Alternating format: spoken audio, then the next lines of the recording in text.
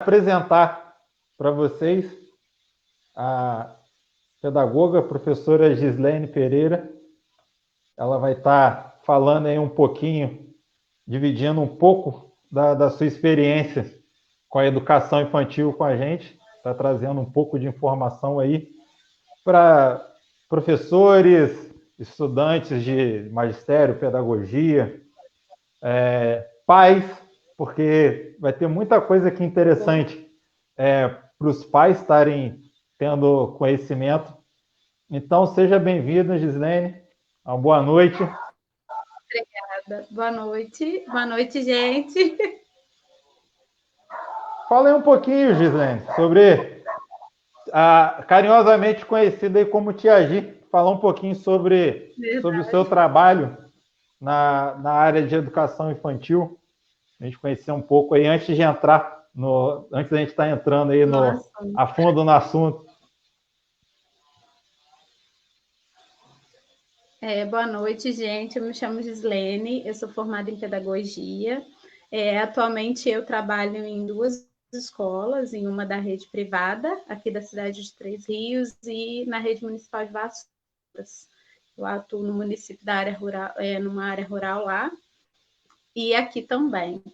E assim, meu encantamento com a educação infantil veio na faculdade mesmo, e de lá para cá só aprimoramento mesmo, só busca por conhecer mais esse universo infantil, né?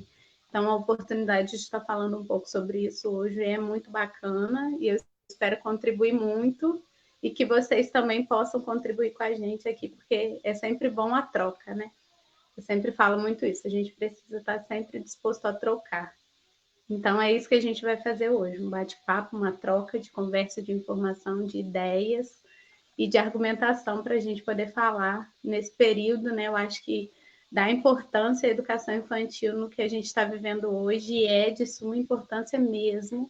A gente não pode esquecer dos nossos pequenos em nenhum momento. É isso.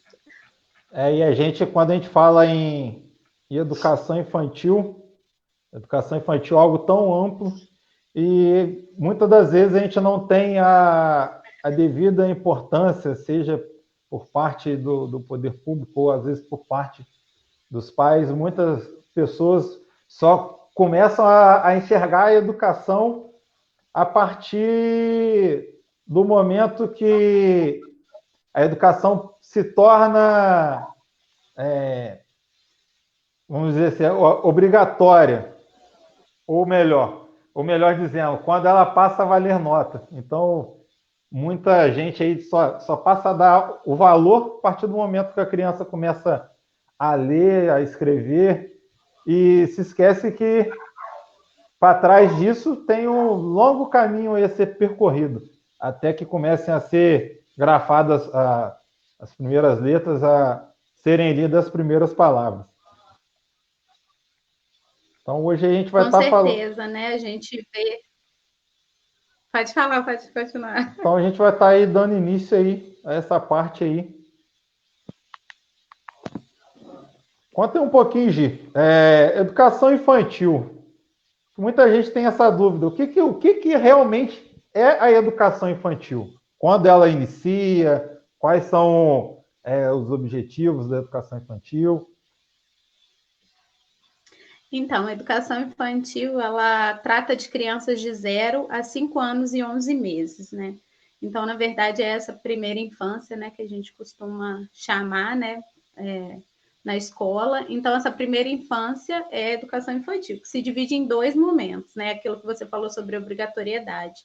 Divide-se de crianças de 0 a 3 anos, que é o período de creche, né, que a gente chama como creche, que a gente acaba achando que é uma parte voltada mais para os cuidados, mas não é só cuidados, e a gente tem a pré-escola, que são para crianças de 4 e 5 anos. Então, nesse período, né, de 4 a 5 anos, a lei já coloca uma obrigatoriedade do ensino. Para as crianças de 0 a 3 anos, isso ainda não é uma carga obrigatória, vamos dizer assim.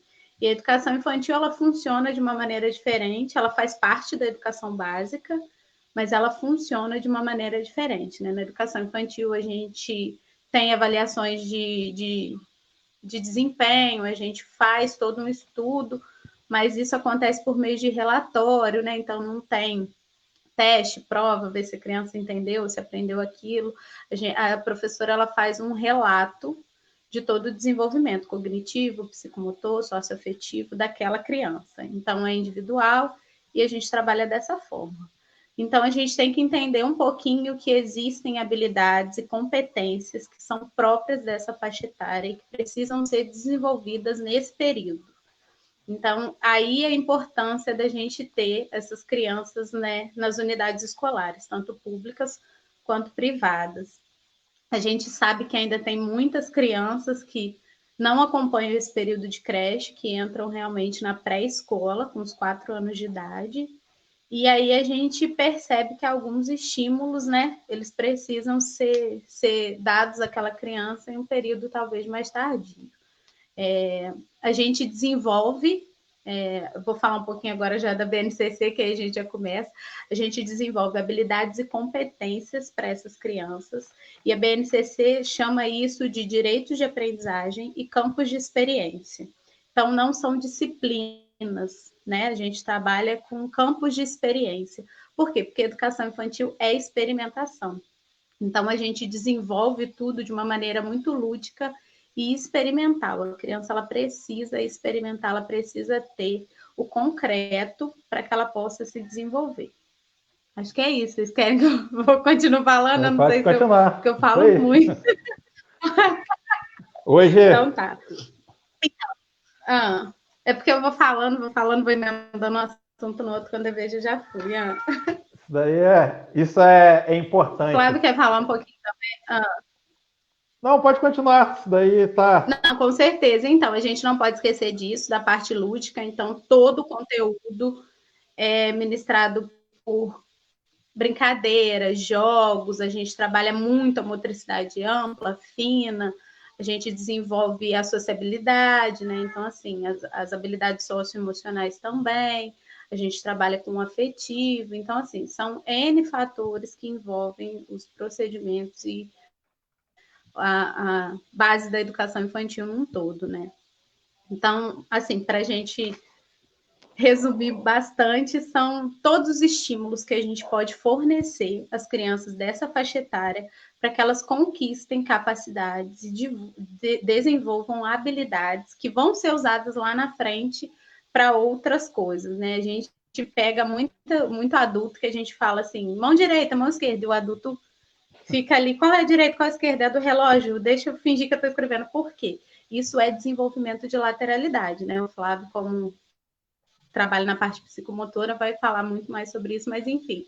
Aonde a gente desenvolve os conceitos de lateralidade, de espaço, de tempo, de escuta, de fala, desenvolvimento da linguagem, oralidade, da consciência fonológica, e aí, para quem não sabe, é essa associação do som com a grafia, para a gente conseguir ter essa dicção. Então, assim, tudo isso a gente trabalha na educação infantil, né? E aí, movimentação de punho, a gente faz uma série de coisas, uma série de estímulos por meio de brincadeiras, de jogos, para que as crianças elas estejam se preparando para o futuro, na verdade, né? Que na verdade a gente nunca para de se preparar, então assim, que elas estejam se capacitando, né? Desenvolvendo o seu melhor para estar depois entrando realmente na área da alfabetização e aí na parte mais formal da educação. E você falou e colocou muito bem. A educação infantil, ela ao longo dos anos, ela sofreu uma transformação muito grande. E assim como as normatizações em relação a ela. Essa última aí, o BNCC, para quem não conhece, a Base Nacional Comum Curricular, que é um documento que norteia a educação, porque antes ficava muito solto. Setor privado fazia de um jeito, o setor público fazia de outro, completamente diferente, e foi criado esse documento aí para poder estar dando um norte, unificando um currículo e dando um direcionamento melhor para poder tentar diminuir um pouco essa lacuna aí e esse abismo entre o ensino privado e o ensino público.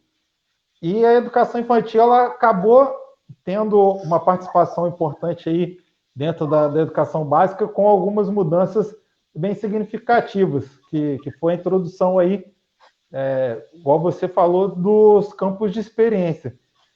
Fala um pouquinho para a gente sobre o que são esses campos de experiências e um pouquinho sobre cada um desses campos. Eu acho que é algo que as pessoas ouvem muito falar sobre educação infantil, mas não entendem ainda o que é educação infantil e se ouve falar sobre campos de experiências, mas quais experiências? Quais são esses campos?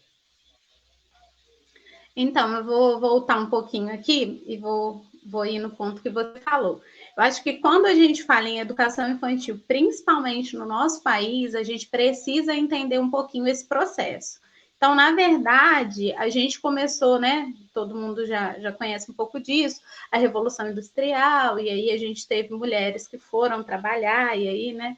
Toda essa questão e a luta para que essas mulheres tivessem o direito de deixar as suas crianças em algum lugar. Então, assim, quando a gente pensa em abertura de creche, a gente via, né, na verdade, era visto no nosso país como uma instituição assistencialista, aonde teria o dever de cuidar enquanto a mãe trabalhava. Então, assim, esse é o primeiro ponto que a gente não pode esquecer. Então, a creche ela foi realmente instituída para que as crianças tivessem um local para ficar. E aí a gente entra na parte histórica e a gente vê que teve N instituições e muitas coisas. Mas é muito importante ressaltar que a gente teve um avanço, e para mim foi um marco muito importante, que é quando a gente tira esse direito do adulto e a gente coloca esse direito na criança. Deixa de ser um direito do pai que trabalha e passa a ser um direito da criança. Então, a criança ela tem direito à educação. E esse direito ele vai desde as creches e pré-escolas. Então, assim, passa a ser um direito da criança, deixa de ser apenas um local para deixar, apenas o pai e mãe que precisa trabalhar, às vezes a mãe não trabalha, mas a criança ela tem o direito de estar na escola, de estar na creche, porque a gente entende que esse ambiente ele é um ambiente enriquecedor. Ele vai trazer ali situações, né, mediadas sempre pelo professor, que vão desenvolver, sim, nessas crianças habilidades, competências e estímulos que possivelmente eles não teriam acesso fora dali. É claro que a gente sabe que a escola é uma complementação da família, né, principalmente nessa faixa etária. Então, assim, a gente vem para complementar a ação da família, a gente vem para dar um suporte a isso, de uma maneira estruturada. Então, o que a gente entende é que, antes da BNCC, né, a gente tinha algumas leis, diretrizes, né, a gente tinha a LDB, que é a lei que norteia a educação, que falava muito sobre os eixos, né, a gente tinha o RECNEI também, que era o documento norteador da educação infantil. Todos esses são documentos, normas e leis que norteavam o nosso trabalho. E a gente tinha os eixos ao invés dos campos de experiência. Os eixos, eles eram bastante focados, né, assim, na parte mais dos conteúdos. E aí a gente vê, com essa vinda da BNCC, a Base Nacional Comum Curricular, como o Flávio falou, é um documento normativo, ele vem para trazer uma norma, ele vem para normatizar o nosso país. E nessas questões de a família que está hoje, né, em São Paulo e amanhã vai para o Sul, como é que fica essa criança? Então, assim, é claro que o currículo, cada escola vai continuar constituindo o seu, mas a gente tem conteúdos mínimos a serem ministrados em todo o país. Então, assim, é uma coisa que é ampla, perde um pouco, talvez, da regionalidade, mas a gente pode ampliar o currículo colocando isso também.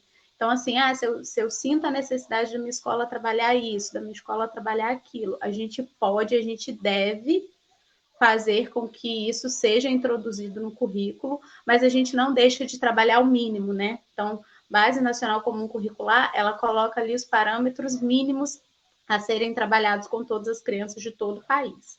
Então, a gente também deixa de ter os eixos, eixos de aprendizagem, a gente começa a ter os direitos de aprendizagem e os campos de experiência. E aí eu vou começar a falar pelos direitos de aprendizagem. É direito da criança, a gente tem que frisar bastante isso. Conviver, brincar, participar, explorar, expressar e conhecer-se. Então, ela já se estrutura nesses 6 direitos de aprendizagem, que precisam contemplar nos 5 campos de experiência. Quais são esses campos de experiência? O que são esses campos de experiência? Então, são 5 campos de experiência: o eu, o outro e o nós, que vem trabalhar essa parte de socialização, de identidade, de entendimento do eu e do outro, de uma quebra, de repente, desse egocentrismo, eu sou o centro do universo, não, eu tenho outros amigos, eu tenho outras pessoas à minha volta. Eu preciso começar a visualizar isso de uma maneira talvez um pouco mais solidária, mais participativa e mais integrativa. Tem corpo, gesto e movimento, que vem desenvolver essa parte também um pouco da psicomotricidade, da movimentação, né, da exploração do esquema corporal da criança. Traços, sons, cores e formas, que vem trazer traçado, direção, lateralidade, som, cor, forma, textura, enfim. É experimentação mesmo, é a parte mais tátil e auditiva, onde a gente vai trabalhar esses sentidos. Escuta, fala, pensamento e imaginação, que é a parte que desenvolve mais a linguagem, onde a criança vai desenvolvendo essa coisa, eu falo, eu escuto, cronologia, o que foi ontem, o que vai ser amanhã, produção de pequenas histórias, a parte da imaginação, que é extremamente importante nessa faixa etária. Então, assim, a criança que imagina, ela, né, torna-se um adulto muito criativo. E aí a gente falando mais uma vez dessas habilidades que a gente precisa lá na frente, que a gente desenvolve nessas crianças hoje, são que elas vão precisar lá na frente. E quando a gente pensa em campo profissional, a gente vê que quando esses alunos que estão hoje na educação infantil estiverem com a nossa idade, profissões que ainda não existem vão existir e eles precisam estar preparados para elas. Então, não é só o intelecto, mas também corporativismo, trabalhar em equipe, resolução de problemas, empatia, resiliência, tudo isso a gente precisa trazer para a experimentação do dia a dia, para que a criança possa saber aprender, na verdade, a lidar com essas situações do cotidiano e da sociedade, para que elas consigam ser seres humanos como, né, como todo mundo espera, mais próximos uns dos outros, né, que realmente tenham essa questão de sociedade mais democrática e mais participativa e integrada. A gente também tem espaço, tempo, quantidades, relações e transformações. Que aí, como o próprio nome diz, o nome é bem explicativo, né? Vai trabalhar tempo, quantidade, relação, transformação. Então, assim, o que era uma coisa vira outra, o que eu posso fazer esse objeto se transformar. E aí a gente vai trabalhando também a questão de quantidade, relações matemáticas, natureza, né? A gente também trabalha bastante a parte de consciência ambiental. E sem esquecer que todos esses campos de experiência, esses direitos de aprendizagem, estão linkados com as 10 competências gerais da BNCC. E aí, dessas 10 competências gerais, que vai da educação infantil ao ensino médio, né, que na verdade ainda vai abranger, mas enfim, vai abranger toda a educação básica, a gente sabe que 60%, 6 das 10 competências, elas precisam desenvolver as habilidades socioemocionais. Então, assim, acho que na próxima semana, com a psicóloga aqui, vocês vão falar um pouquinho mais sobre isso, eu estarei assistindo. Vamos, Mas semana que a vem importância... entrar nesse...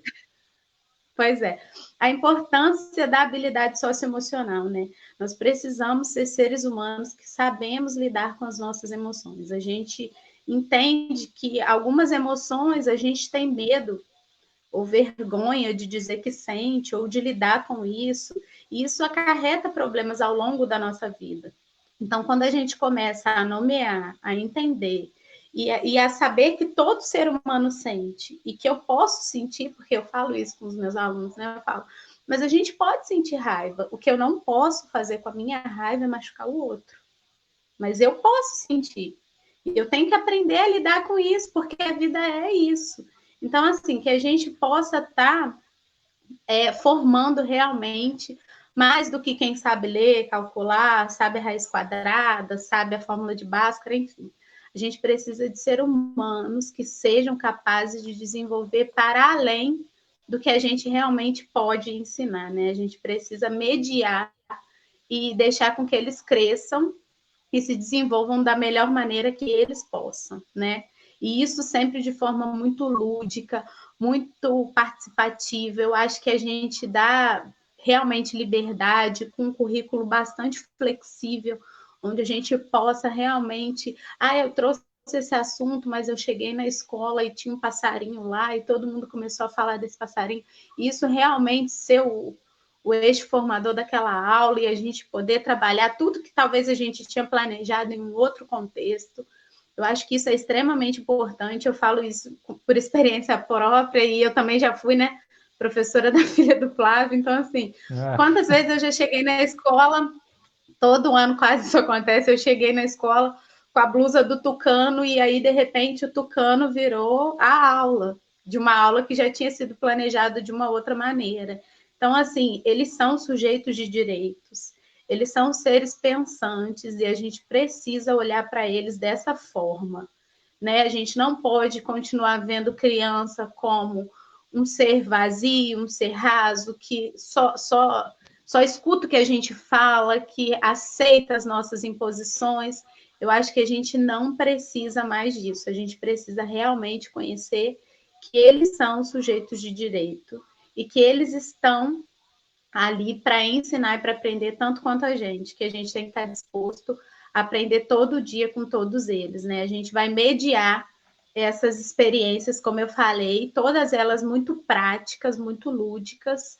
A gente traz muita experimentação mesmo, a experimentação tátil, a experimentação gustativa, a experimentação auditiva. A gente trabalha todo o esquema corporal, todos os sentidos, para a gente estar desenvolvendo essas habilidades. Então, não é só senta, copia, senta, faz coisas que lá na frente, na educação formal, de alguma forma vai se fazer necessário, mas não nesse momento. Isso não faz com que esse momento não seja importante, é isso que eu queria frisar.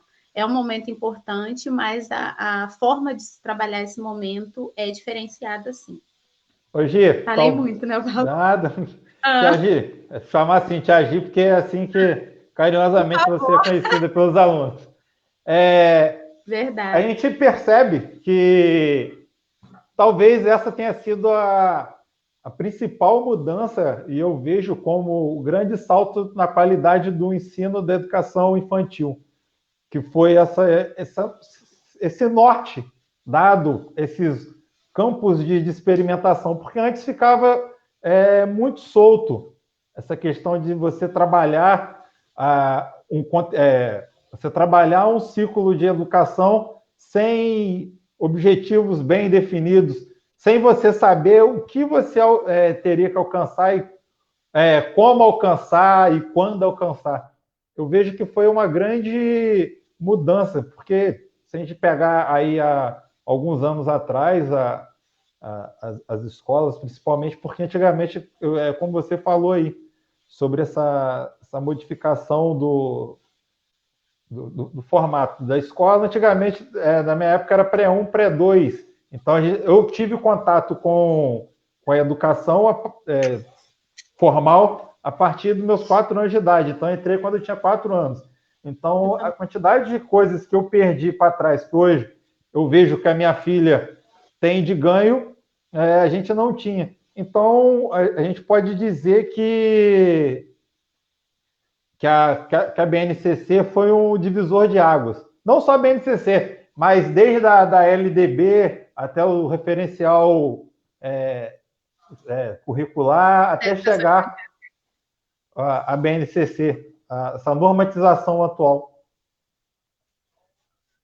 Então, eu acho que né, a gente vem crescendo nessa área, eu acho que na educação infantil também a gente vem ganhando força, né? A gente tem muita gente que já vem falando há muito tempo sobre assuntos que talvez a gente esteja tratando hoje, né? Então, assim, eu acho que para mim o divisor de águas foi realmente esse, quando a gente entende que deixa de ser um direito do pai que trabalha para ser um direito da criança, e aí foi como eu falei, muitos pais que, né, a mãe não trabalha, ou enfim, o pai não trabalha, A criança, ainda assim, ela tem o direito a ir à escola, a participar de todas essas experimentações, seja na rede, né, pública ou privada. Eu acho que tudo isso é muito importante. Então, assim, tudo que a gente conquistou até hoje é de grande valia. E eu acho que a gente só consegue ver educação infantil como a gente vê hoje por conta desse apanhado que veio se estruturando e se reestruturando. Então, assim, eu acho que isso é muito importante. Acho que o que a BNCC faz de trazer as habilidades socioemocionais assim a todo instante é um documento bastante extenso, mas assim, quando você pega para ler, para analisar, você percebe que a habilidade socioemocional ela está sempre nas entrelinhas, ela está sempre de maneira explícita por muitas vezes. Então, assim, é uma coisa que a gente precisa realmente visualizar, a gente precisa realmente trabalhar. Então, eu acho que tudo que a gente teve até hoje em lei, diretrizes, parâmetros, né, orientações, tudo que a gente conseguiu construir até hoje veio realmente para formar tudo isso, para formar esse ser humano. Gente, agora fiquei emocionada que eu vi a mãe do Murilo que escreveu aqui. Oi, Murilo! Gente, vocês não sabem o quanto que eu tô com saudade de vocês. Eu choro sempre, oh Deus! Então, assim, acho que tudo que a gente construiu até hoje, sabe? Quando eu vejo as crianças de hoje com habilidades, é isso que você falou, com habilidades que eu, por muitas vezes, não tive, né? Não conquistei, eu tive muita dificuldade também para tirar carteira, eu tenho uma dificuldade de espaço assim muito extensa. Então, assim, são coisas que a gente sabe que são trabalhadas lá. Então, assim, a gente também tem que parabenizar os pais que dão prioridade a isso, que entendem essa necessidade, porque foi como você falou, de 0 a 3 anos a creche ainda não é uma questão obrigatória, né? Então, assim, por lei, o pai não tem que colocar a criança para estudar, só a partir dos 4 anos. Então, assim, quando a gente tem famílias que, por necessidade ou não, colocam seus filhos nessa faixa etária para estudar, para receber realmente esses estímulos, além dos cuidados, porque quero deixar claro aqui também que a gente não abriu mão de nenhum cuidado, a gente continua associando isso, até porque eu acho que não existe elo de ensino-aprendizagem na educação infantil se a gente não envolve o cuidado, né, o carinho, o afeto, o amor e tudo mais. Então, assim, continua tendo cuidado, mas também estímulos. Então, isso tudo é muito valioso, eu acho. Assim, eu admiro bastante essa parte da BNCC que vem trazer essas questões socioemocionais, que vem trazer essas questões do uso das mídias, né, das novas tecnologias na educação, e não necessariamente professor que usa uma lousa digital, mas continua lá fazendo traço, bolinha, bolinha, bolinha, quer dizer, não é isso, é realmente introduzir o que a gente faz uso para que eles possam fazer uso. Então, assim, hoje em dia a gente vê crianças que às vezes já sabem pesquisar, já sabem aonde encontrar, como encontrar, né? Porque para eles nasceram nesse mundo tecnológico. Então, assim, se entregar um celular na mão de uma criança de 4, 5 anos, ela vai saber mexer. Mas, assim, até entender como é que funciona tudo isso também é papel estimulador da escola, né? Então, quando a gente fala também dessa parte de mídia, aí já entrando um pouquinho no assunto da educação remota, que é uma novidade, mas que a gente teve que se adaptar, a gente entende a necessidade de tudo isso estar em um documento, estar sendo normatizado. Porque quando a gente olha a nossa realidade, de repente a gente acredita que isso é a realidade de todo mundo. Mas eu, por exemplo, que trabalho em assim, cidades não tão distantes, eu percebo, por mais que seja rede pública e privada, eu percebo às vezes até o acesso é diferente, né? A informação, a contatos, enfim. Então, assim, o modo que a gente tem de fazer com que essas crianças recebam esses estímulos é realmente com essa base nacional comum curricular. É claro que, como todo mundo, eu também tenho algumas ressalvas, algumas críticas, enfim, mas de uma maneira geral, eu acho que o documento veio, sim, para trazer uma nova cara, né? Veio para trazer algumas coisas que faltavam e que a gente precisava realmente. E o BNCC, com esses 5 campos aí de experimentação, ele vem abrir um leque e um espaço para profissionais que até então não tinham tanta atuação ou atuação nenhuma na educação infantil, por exemplo, os aspectos multidisciplinares, profissionais de musicalização, ensino de artes, psicomotricidade, que é educação física, a introdução do psicólogo escolar, por conta aí da questão socioemocional, porque a educação infantil, apesar de ser, porque antigamente era um professor, aí tinha o estagiário, quando por um acaso na cidade tivesse uma escola de magistério, aí esse estagiário acompanhava o professor, porém não tinha esse trabalho multidisciplinar, até por conta de não se ver, de não se ter isso normatizado. E hoje a gente vê que cada vez mais as escolas estão investindo nisso para poder alcançar, cumprir essa demanda que o manual que o BNCC coloca para as escolas. Então, hoje a gente vê aí profissionais de psicologia, educação física, músicos. Então, foi algo bastante importante na evolução e da educação infantil, né? Até porque quando a gente para pensar no profissional que atua na educação infantil, a maioria desses profissionais, eles têm curso normal, né, normal superior, pedagogia. Então, assim, são áreas que são muito amplas e que não necessariamente traz uma especialização nessa formação, né, primária, vamos dizer assim, de instrumentação, né, de psicomotricidade. Então, assim, a gente entende, mas a gente não é especialista, né? Então, vamos dizer assim, vocês que, na verdade, vieram para agregar, para somar ao nosso trabalho, e a gente é o de vocês, porque é uma parceria realmente mútua, e realmente, assim, o quanto as escolas têm investido em outros profissionais, não só o professor de sala de aula, para compor essa comunidade escolar em prol desses alunos. Eu acho que isso também é uma coisa muito importante, que os pais precisam valorizar demais, porque, assim, a equipe hoje que compõe o corpo, né, escolar, vamos dizer assim, que não só docente, porque a gente tem muitos profissionais também fora os docentes, eles vieram para agregar, né, essas experimentações, para agregar essas estimulações de maneiras especializadas. Então, quando a gente fala de ensino e aprendizagem, a gente fala de uma dualidade, onde é uma via de mão dupla, em que todo mundo trabalha em prol do benefício do outro. Então, assim, a gente media situações de conflito, de situações, problemas, onde o aluno possa criar hipóteses. Então, assim, tudo isso agregado a especialistas que venham a entender um pouco sobre a família, como você falou da psicóloga escolar semana que vem. A gente vai estar aqui ouvindo melhor sobre isso, mas assim, quando a gente entende a família daquele aluno, quando a gente entende algumas coisas do cotidiano dele, a gente não julga, porque eu acho que isso foge completamente dos seres humanos que nós queremos formar, então nós não podemos ser.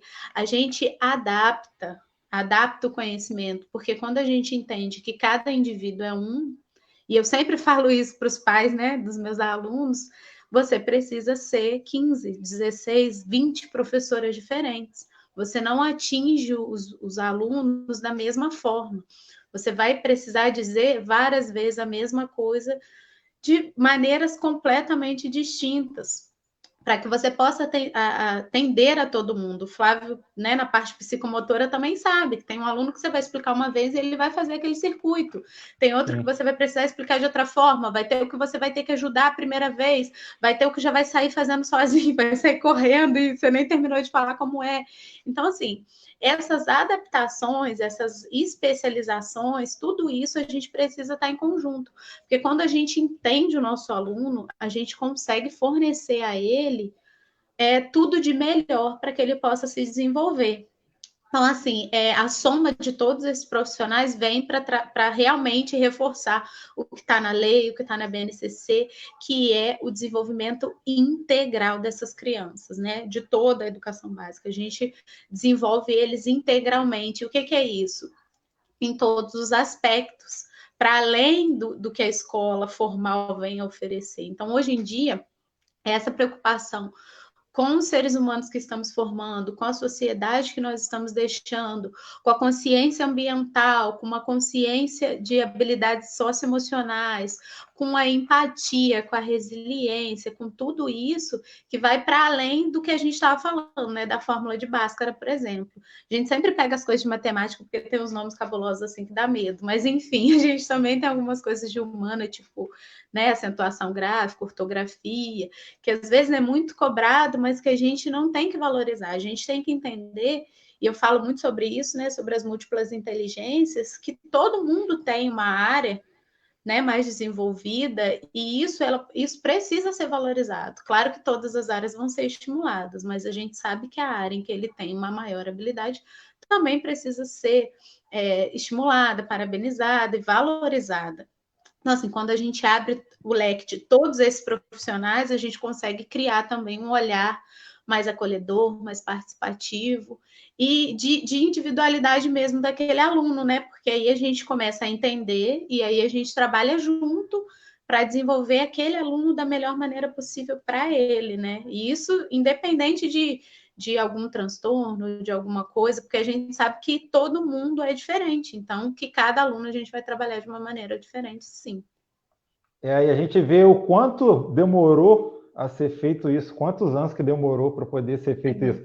A gente comparar, eu costumo dizer que se você quer investir na educação do seu filho, invista na educação infantil. Isso daí foi uma coisa que eu ouvi na minha primeira aula da disciplina de futsal na Faculdade de Educação Física, o professor Daniel falou isso. Se eu tiver que investir, eu vou investir alto na educação infantil, porque é onde você vai dar a base e o suporte para que essa criança consiga se desenvolver nos ciclos seguintes. E a gente vê o quanto demorou isso, a gente pegando e comparando. No ensino fundamental 2 e ensino médio, é um professor para cada disciplina. Então, é uma demanda de trabalho e de conhecimentos muito grandes para um profissional só fazer. Eu tiro isso pela minha área. Eu sou professor de educação física, então eu tenho áreas de atuações que eu tenho uma habilidade maior, um domínio maior. Tem áreas que eu nem me meto porque eu não tenho domínio, eu não tenho a excelência para poder tratar. Porém, tem outros profissionais que atuam. Igual, por exemplo, eu não trabalho diretamente com parte de musculação. E tenho amigos que trabalham com excelência nessa parte.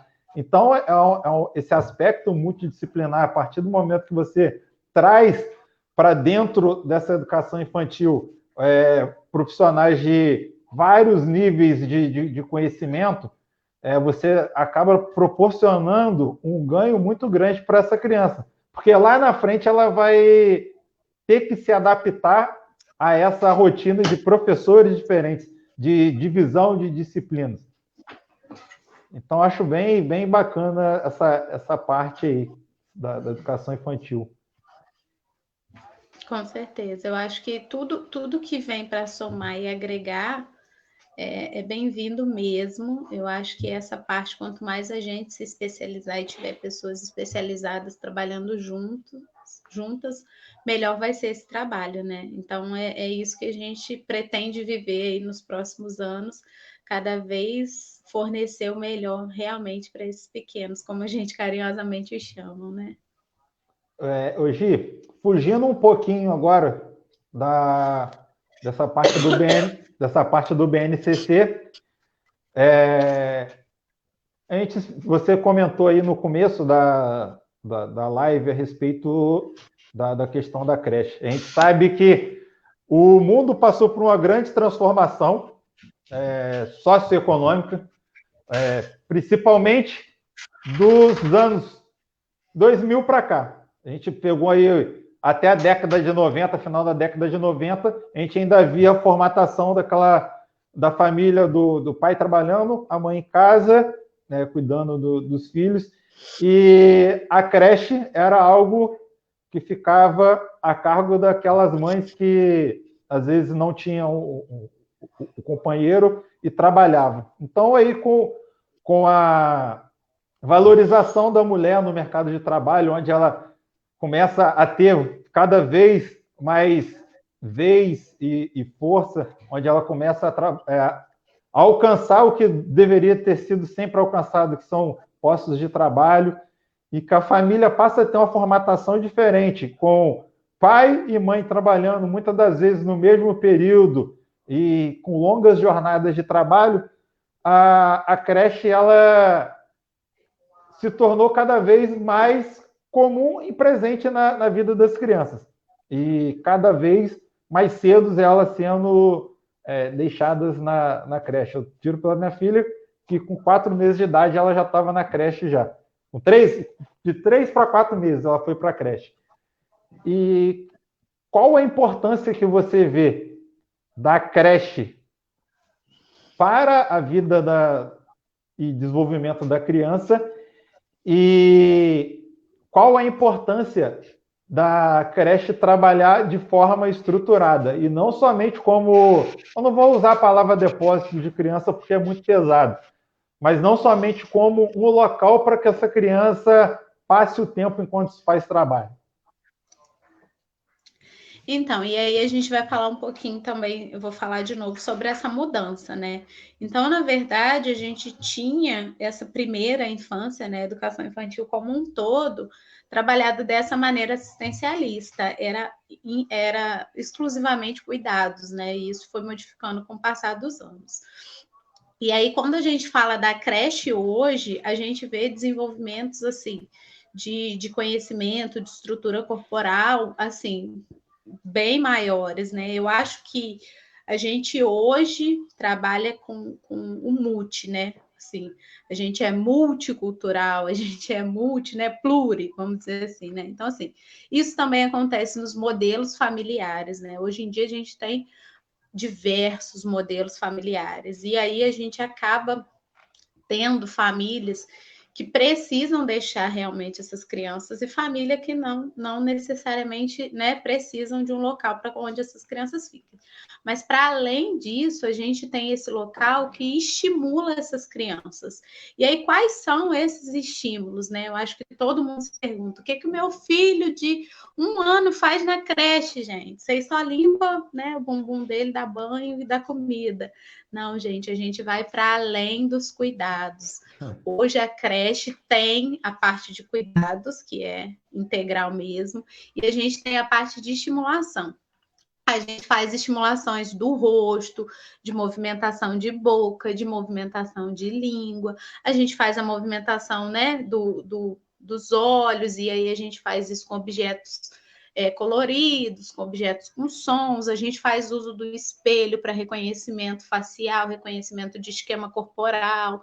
A gente desenvolve o engatinhar, que é muito importante, que a gente desenvolve todo um jogo de esquema, de movimentação de músculo, de ossos, né? Então, assim, a gente faz a parte de introdução alimentar, que aí a gente vai também trazendo alimentos saudáveis, né? As escolas, tanto as privadas quanto as públicas, elas também atuam com as nutricionistas, né? Então, assim, o que é fornecido na escola é hoje realmente uma merenda de qualidade, então, assim, que traz experimentações gustativas, a gente traz estímulos auditivos, a gente faz essa movimentação de rotação de pescoço, a gente faz essa de levantamento de tronco, né? De fortalecimento de tonicidade muscular. Quando a gente fala de tonicidade muscular, a gente fala de fortalecimento dos músculos, né? Para aquela criança que não tenha dificuldade, né, na hora de andar ou de se firmar. Então, assim, antes de colocar a criança em pé, a gente põe ela realmente para engatinhar. Ah, mas o meu filho fazia isso em casa, sozinho, né? Eu deixava e ele ia fazendo e tal. Então, a escola, ela é uma complementação da família. A gente não está aqui para dizer que a família não faz isso, que não é papel da família. É sim, a gente sabe que as famílias fazem, mas a gente faz isso com uma estruturação teórica, né, com uma estruturação de estímulos que a gente venha garantir que essas crianças consigam se desenvolver. Então, assim, o que a gente desenvolve na creche? A gente começa o que a gente termina lá no final da educação infantil. Então, é o início, sim, a gente tem crianças que a gente vê, né, que tem um vocabulário mais amplo, né? Que tem a linguagem. Ah, meu filho começou a falar cedo, né? E aquela coisa toda, experimentações, crianças que se alimentam melhor, rotina, enfim, a gente tem uma série de coisas que a gente pode fornecer nessa primeira infância, tanto na escola pública quanto na privada. Então, quando eu falo de creche, eu estou falando de escolas públicas e privadas, que garantem, além dos cuidados, estímulos, né, de contação de história, de musiquinha, de sons da natureza, de encostar, né, em determinados materiais. Então, assim, a parte sensório dessa criança é muito trabalhado, o sensório motor, o conhecimento do corpo. Então, a criança que consegue identificar já que as partes do corpo se reconhece no espelho, a gente já tem esse movimento de pinça, que é de tirar, de arrancar, né? Que também a gente já desenvolve.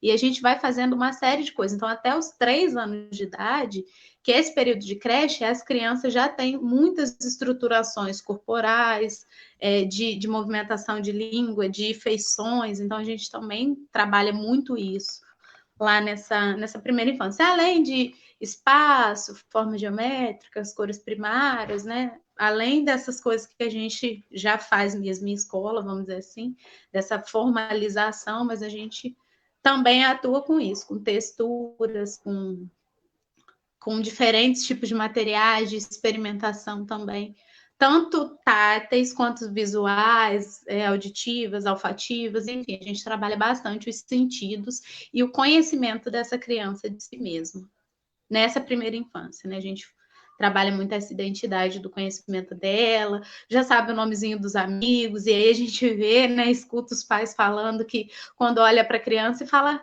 cadê o fulaninho? Ele procura, porque ele já sabe que esse é o fulaninho da escola, que é o amiguinho, ele já conhece. Então, assim, esses reconhecimentos a gente estimula e trabalha bastante também na escola. Quando me perguntam, a partir de quantos anos você trabalha, Desculpa, Flávio?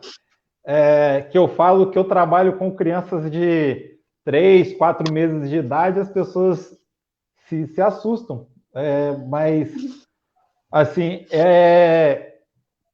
a creche, ela tem uma função muito importante até nesse processo da educação infantil, porque são nesses primeiros anos ali que a gente consegue iniciar a detectar algumas defasagens, alguns distúrbios de aprendizagem, alguns distúrbios motores, onde a gente consegue estar aí identificando problemas de fala e estar conseguindo entrar com o trabalho junto com o fonoaudiólogo, é onde a gente consegue estar percebendo um certo distúrbio de déficit de atenção.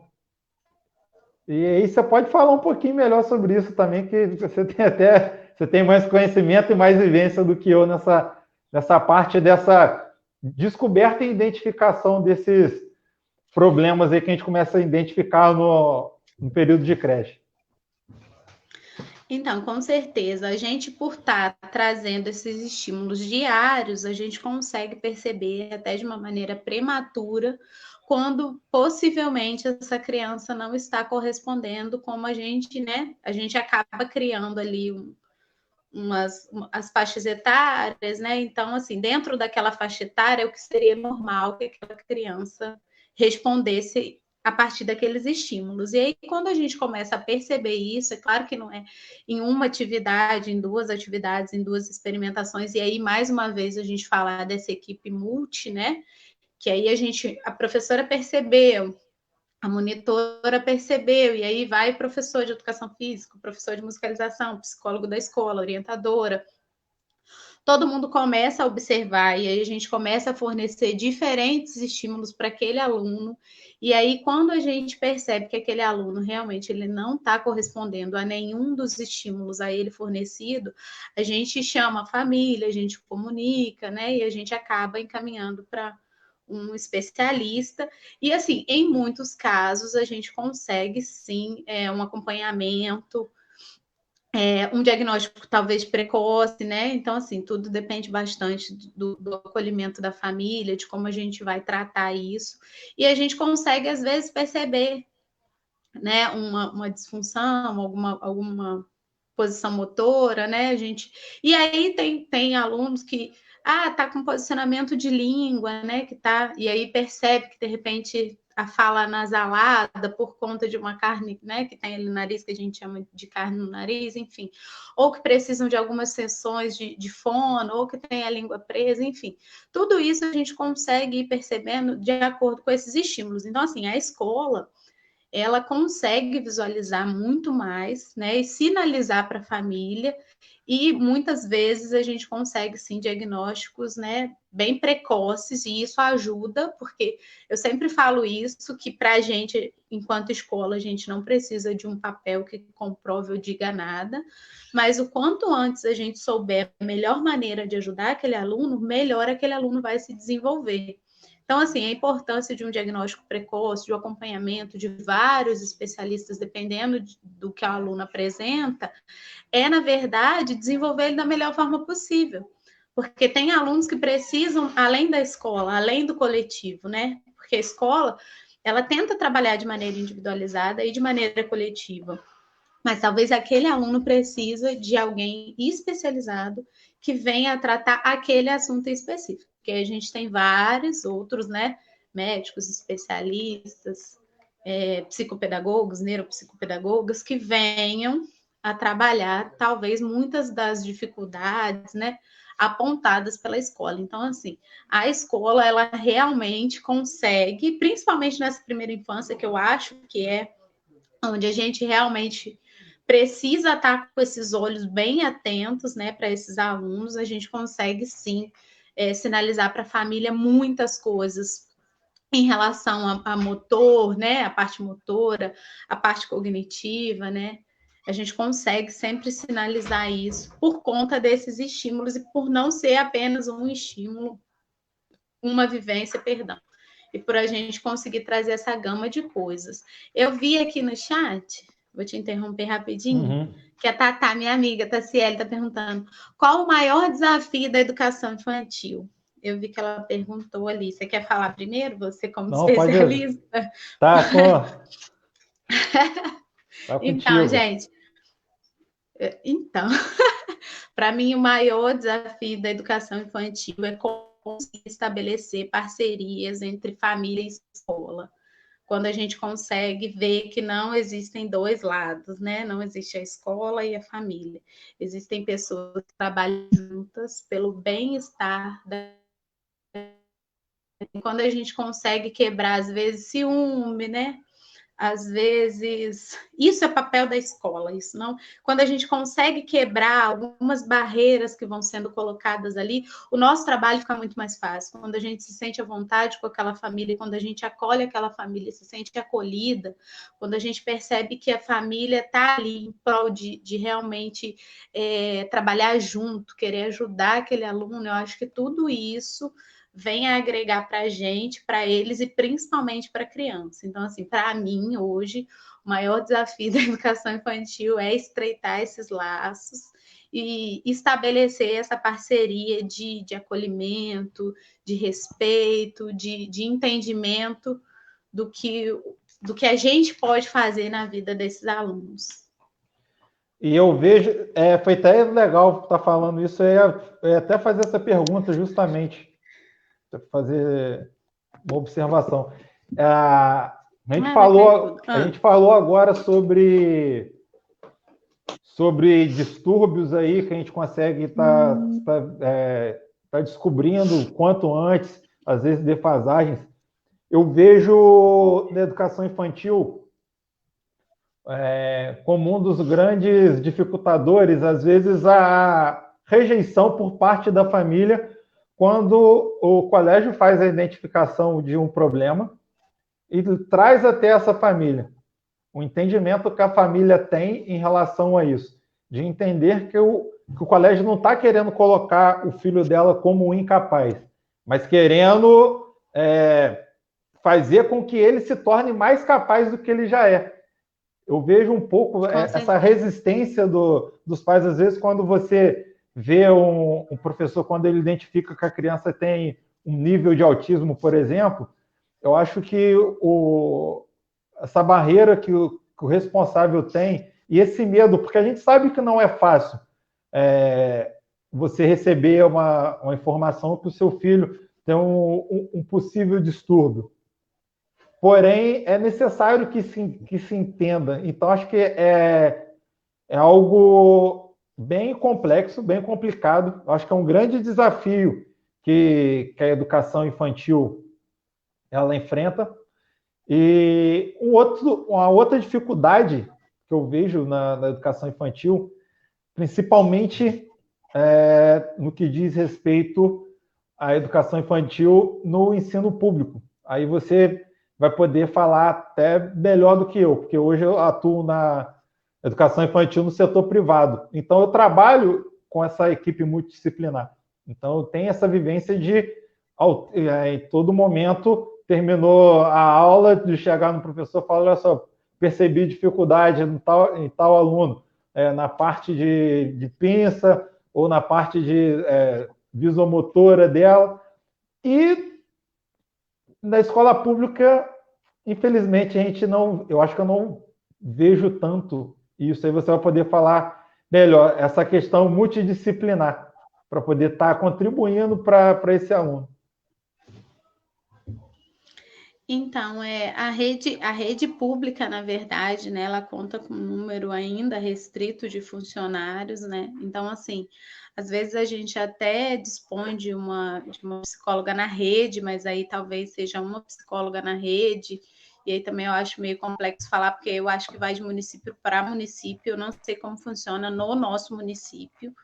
A escola pública, mas assim, eu acho que os processos, as burocracias, né, acabam dificultando algumas coisas, mas a gente consegue alguns encaminhamentos. Assim, eu trabalhei na educação infantil na escola pública o ano passado e assim alguns encaminhamentos para profissionais, para análise, avaliação, a gente consegue fazer isso enquanto escola.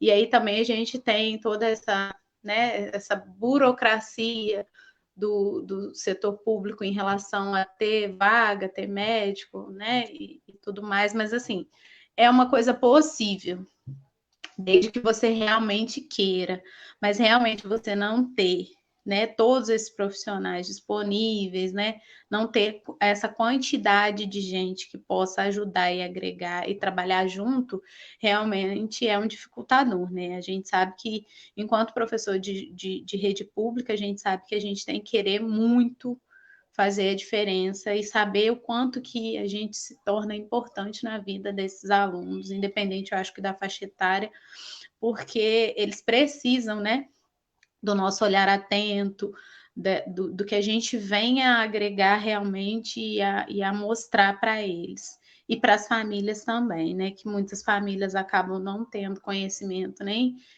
de alguns médicos, como assim, a fonoaudióloga, por exemplo, né? Então, às vezes, as famílias já carregam, né, esse vício de linguagem e tudo, e aí a criança, quando ela começa a falar, ela não tem essa clareza da consciência fonológica, e aí ela começa a produzir sons que não condizem, né?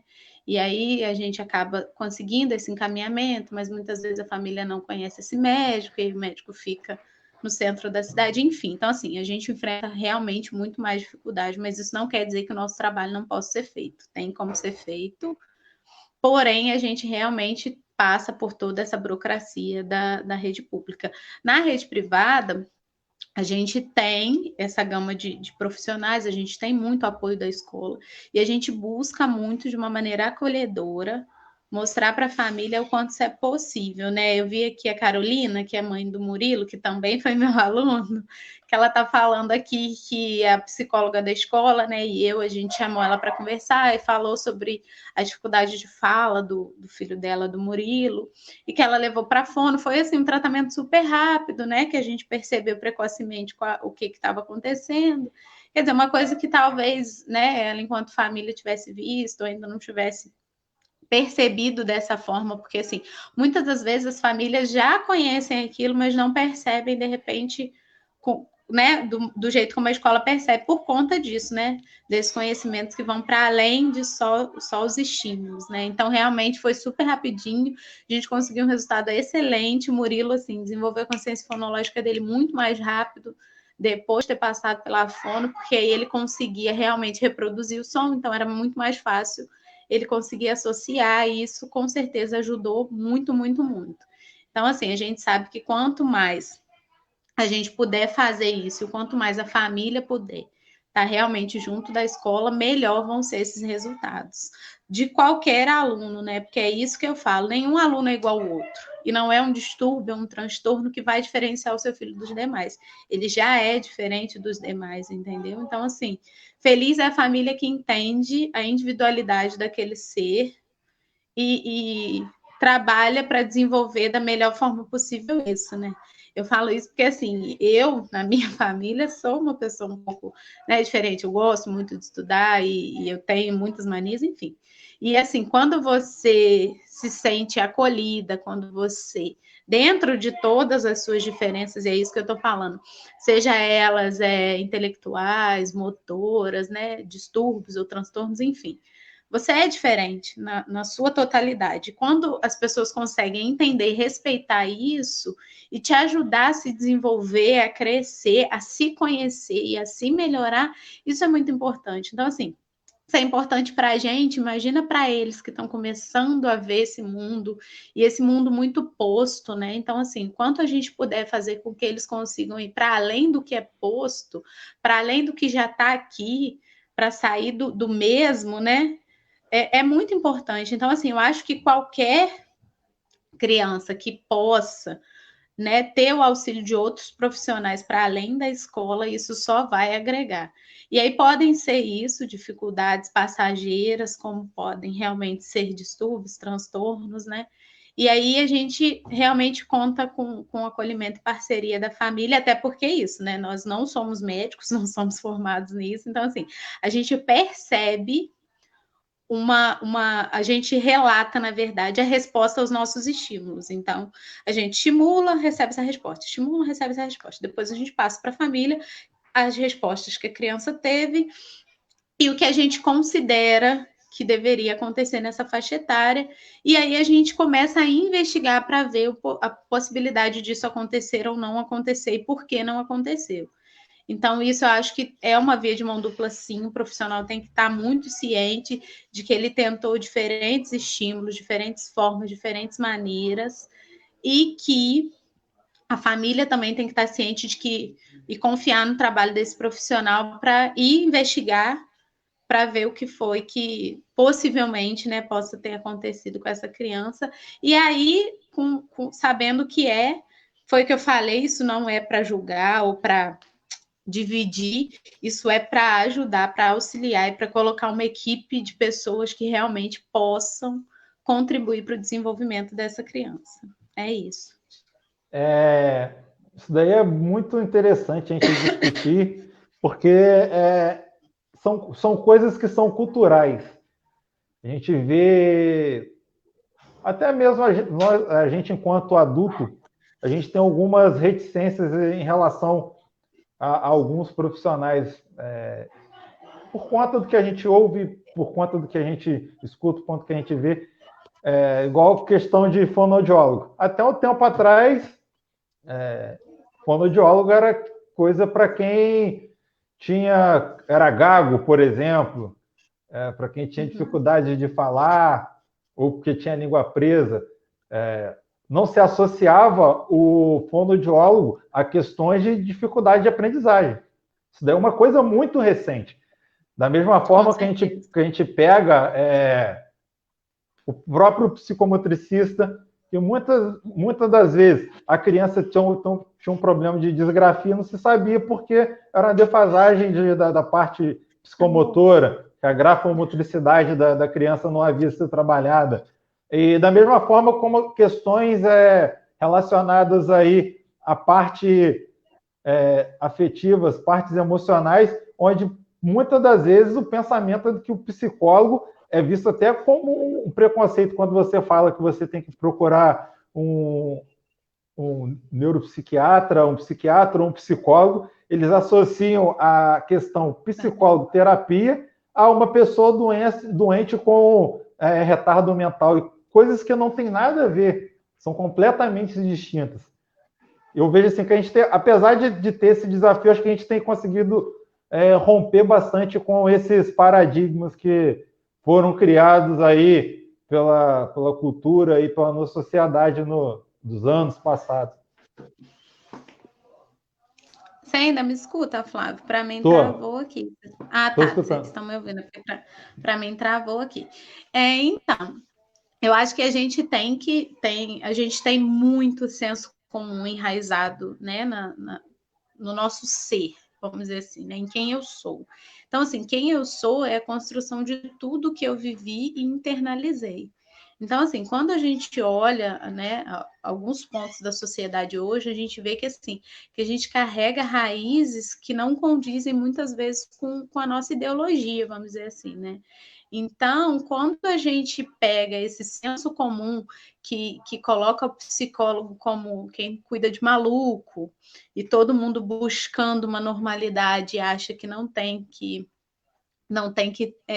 procurar esse profissional ou né, se linkar a ele, vamos dizer assim, né? É muito complicado. Quando a gente pega o fonoaudiólogo que cuidava de gago, de quem não sabe falar, e aí não, eu sei falar, eu não vou procurar, a gente esquece disso, de coisas que estão ligadas à aprendizagem, de posicionamento de língua. Eu mesmo tive que procurar a fono por conta de posicionamento de língua, assim, eu tive um problema na minha arcada dentária por posicionamento de língua, né? Assim, por não conseguir fazer esse posicionamento. Então, assim, para que a gente pare de rotularizar, né? Eu acho que, infelizmente, a gente é uma sociedade preconceituosa nesse sentido. A gente julga, a gente rotula antes de conhecer, antes de saber o que é. Então, assim, quando a gente começa a quebrar esses preconceitos, quando a gente começa a realmente ver que para integrar um todo, a gente precisa de várias partes. Então, que essas várias partes trabalhem juntas em prol do todo dessa criança, desse adulto, desse indivíduo, porque eu acho que a gente nasce e morre aprendendo, né? Eu acredito muito na aprendizagem da troca com o outro, com o meio.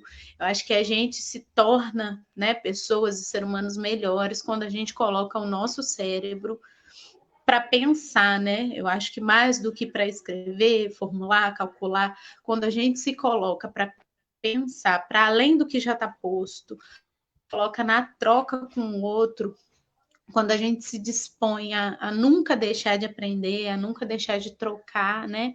E a nunca eu sei tudo, eu acho que tudo isso vem a fazer com que sejamos pessoas melhores, né? Essa desconstrução diária do que é a minha verdade, para entender o que pode ser verdade do outro, né? Por conta da posição em que a gente está olhando aquele mesmo fato, eu acho que isso nos torna seres humanos melhores. E é isso que a sociedade precisa, é isso que essas profissões que a gente nem sabe quais são precisam, sabe? Elas precisam de seres humanos que não sejam só intelectualmente desenvolvidos, mas que possam ser proativos, que saibam trabalhar em equipe, que saibam inovar, propor.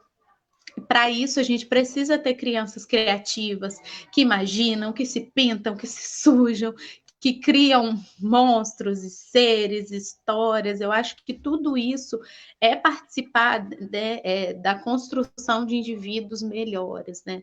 Nesse sentido de que possam ser isso, não quer dizer que eles não vão receber uma educação formal e não vão saber a fórmula de Bhaskara, ou que isso não é importante. Eu não estou discriminando a importância dos conteúdos, eu só estou dizendo que os conteúdos, eles precisam ser incorporados, né? Eu sempre falo que para fazer sentido tem que sentir, né? Eu sempre falo isso. Se faz sentir, faz sentido. Então, assim, para fazer sentido, você tem que sentir. Então, que a gente consiga... que a gente consiga fazer com que eles sintam. Eu falo isso, né? Milena é prova viva, sua filha, né? Assim, o alfabeto para ela, a apresentação das letras para Milena e para um outro aluno que foi da turminha dela não é a mesma. Então, assim, por muitas vezes a gente começou a trabalhar a letra L na escola, e isso com direcionamento para cima, para o lado, de lateralidade, de construção de espaço, direita, esquerda, e não necessariamente do letra L e tudo mais, porque isso lá na alfabetização, mas enfim. Eu lembro que aí começou que era o Léo, pai do fulaninho, que era o... E aí começou a criar significado, e o L tem um significado para cada um, entendeu? E isso fez com que ela conhecesse o L dela, o L da Laura, o L da... Enfim, que tem um significado para ela. Eu não posso trazer o meu significado para a sala de aula e querer que os 20 alunos absorvam isso. Cada um vai absorver do seu jeito. Eu acho que isso é buscando um pouco essa parte de letramento, de ensino, de aprendizagem, é quando você traz a mediação. Você traz a mediação e o aluno, por menor que ele seja, vai criar as hipóteses, vai tentar fazer esses caminhos, entendeu?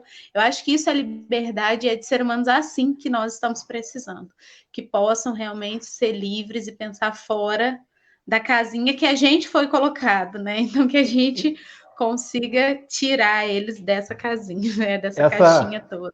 Essa sua fala agora me remeteu até a mais uma dificuldade que eu vejo hoje encontrado na educação infantil, que é o aceleramento e queimar etapas.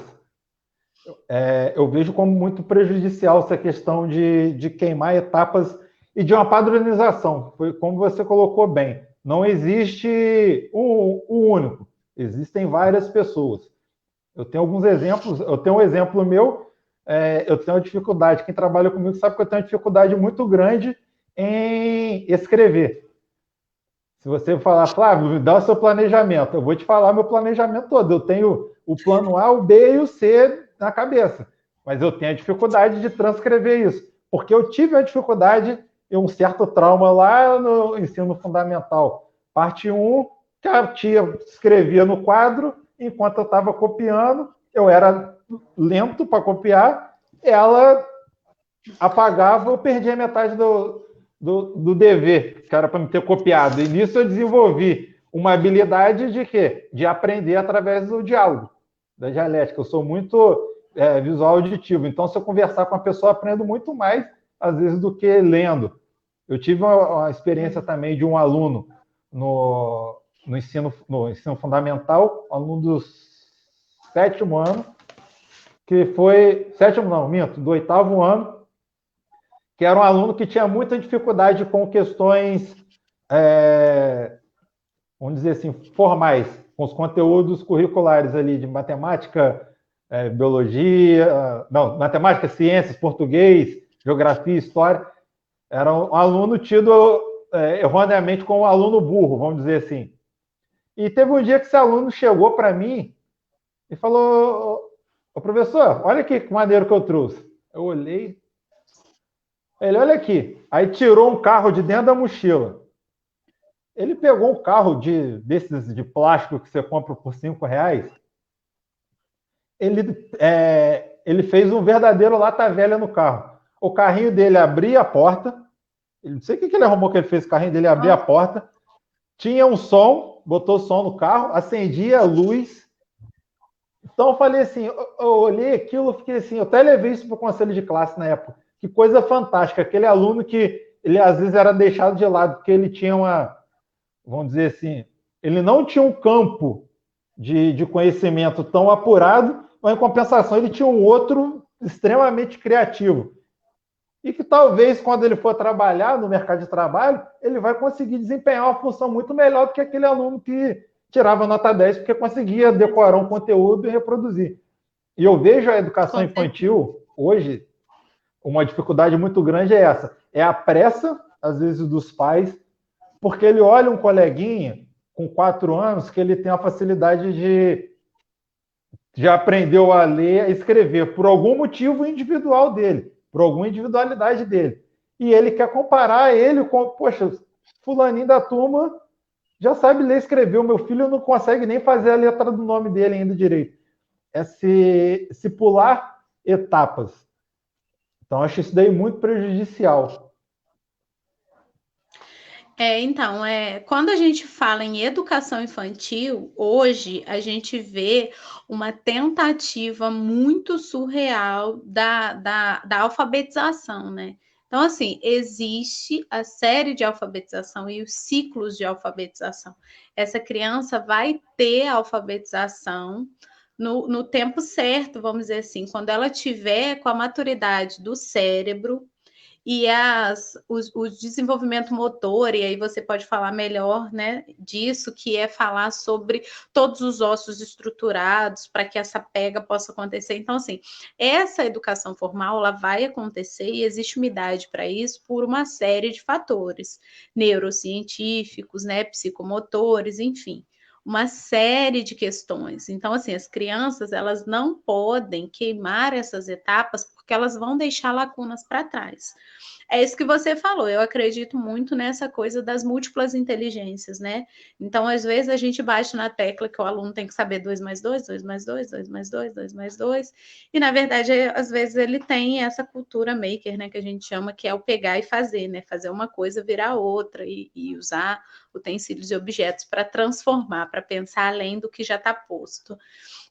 Então, assim, que a gente possa estimular sempre os nossos alunos, que a gente possa garantir com que eles tenham esses estímulos, que a gente valorize a inteligência, as habilidades e as competências que esse aluno possui, e que a gente entenda que a educação infantil é uma etapa muito importante, mas ela não é alfabetizadora. Ela não veio para alfabetizar. Ela vem para trazer, sim, e aí a gente traz. Ah, mas vocês trazem letras? Sim. Cores, formas, sim, mas a gente traz direcionamento de traçado, grafomotricidade, consciência fonológica, a gente não traz. Vamos pegar nossa mãozinha, vamos fazer, vamos. Não é a alfabetização. Não é essa parte da educação formal. Então, assim, eu percebo também que há uma queima de etapa, uma necessidade, uma ansiedade para que os alunos façam. E a gente sabe que as crianças, se a gente estimular, isso vai acontecer. E a gente sabe que tem crianças que, às vezes, precocemente acabam se alfabetizando. Mas isso não quer dizer que tenha que ser uma regra, isso não quer dizer que o seu filho tenha que fazer. Então, assim, que a gente possa, e aí, olha eu aqui usando o slogan da minha escola, né? Que a gente possa realmente aplaudir cada sucesso, porque educação infantil é sucesso, sim, é um sucesso diário. Se o seu filho consegue falar Hot Wheels, e aí, sei lá mais o quê, que isso, gente? Olha quantos fonemas ele consegue pronunciar. Ah, mas ele não escreve o próprio nome. Mas quando você chega na loja, ele fala: eu quero a pista Hot Tubarão, tarará, tarará, e fala inglês, espanhol, enfim. E aí? Você entende? Então, assim, que a gente possa coisas que às vezes a gente não consegue falar. Eu não consigo. Eles falam, eu falo, hã? O quê? Tia, fala. Não dá. A língua da tia não vai tão rápido assim. Então, assim, que a gente possa valorizar os pequenos grandes feitos, porque isso é o desenvolvimento infantil. É o aluno que hoje pega no copo com as duas mãos e amanhã ele consegue fechar a mão e segurar na xícara, na caneca. Isso é um sucesso, é um desenvolvimento motor, é força, é tonicidade daquele braço, entendeu? É o aluno que sempre que pega alguma coisa deixa cair, de repente ele está aguentando um peso, é desenvolvimento motor. Então, assim, que a gente possa entender melhor os processos da educação infantil, para a gente valorizar esses processos, não queimar etapas e não acabar deixando lacunas na vida dos nossos filhos, né, dos nossos alunos. Eu acho que isso é de suma importância. E assim, Gi, e esse processo de Gente, eu tô mudança.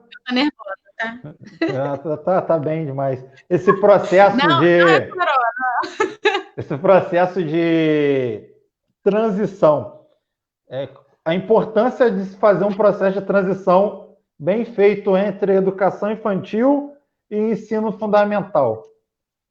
Como que você vê esse processo, esse último ano da educação infantil? Então, a gente vê muito, principalmente o Jardim 3, né, que é a unidade da sua filha, a gente vê uma preocupação muito grande com os processos de alfabetização. É isso que eu que eu estou falando, né? A gente entender desses processos. A educação infantil não é um processo de alfabetização, não existe essa obrigatoriedade de se alfabetizar na educação infantil. A gente traz na educação infantil esses conceitos, já apontei. O que é a gramotricidade, né? É a estimulação da grafia. Então, assim, eu vou alfabetizar? Não. Quem vai fazer isso é a primeira etapa do ensino fundamental, que tem ciclos. Então, assim, que não vai acontecer no primeiro ano. A gente sabe disso. Então, assim, quando também a gente pega a BNCC e analisa essa parte do ensino fundamental, a gente vê que a criança ela ainda tem um tempo lá dentro do ensino fundamental para completar esse ciclo de alfabetização.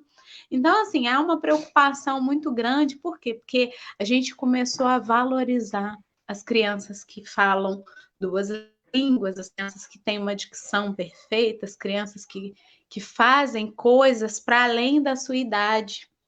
E eu acho que é bacana, assim, desde que nenhuma lacuna fique aberta, desde que todo esse encantamento da educação infantil, essas habilidades, essas competências, elas sejam estruturadas na vida dessa criança.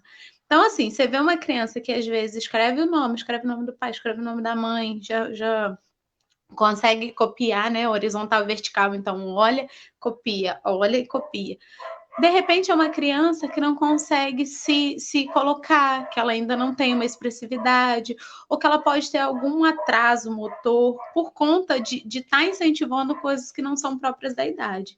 Então, assim, quando eu vejo a educação infantil e o ensino fundamental, eu vejo uma continuidade.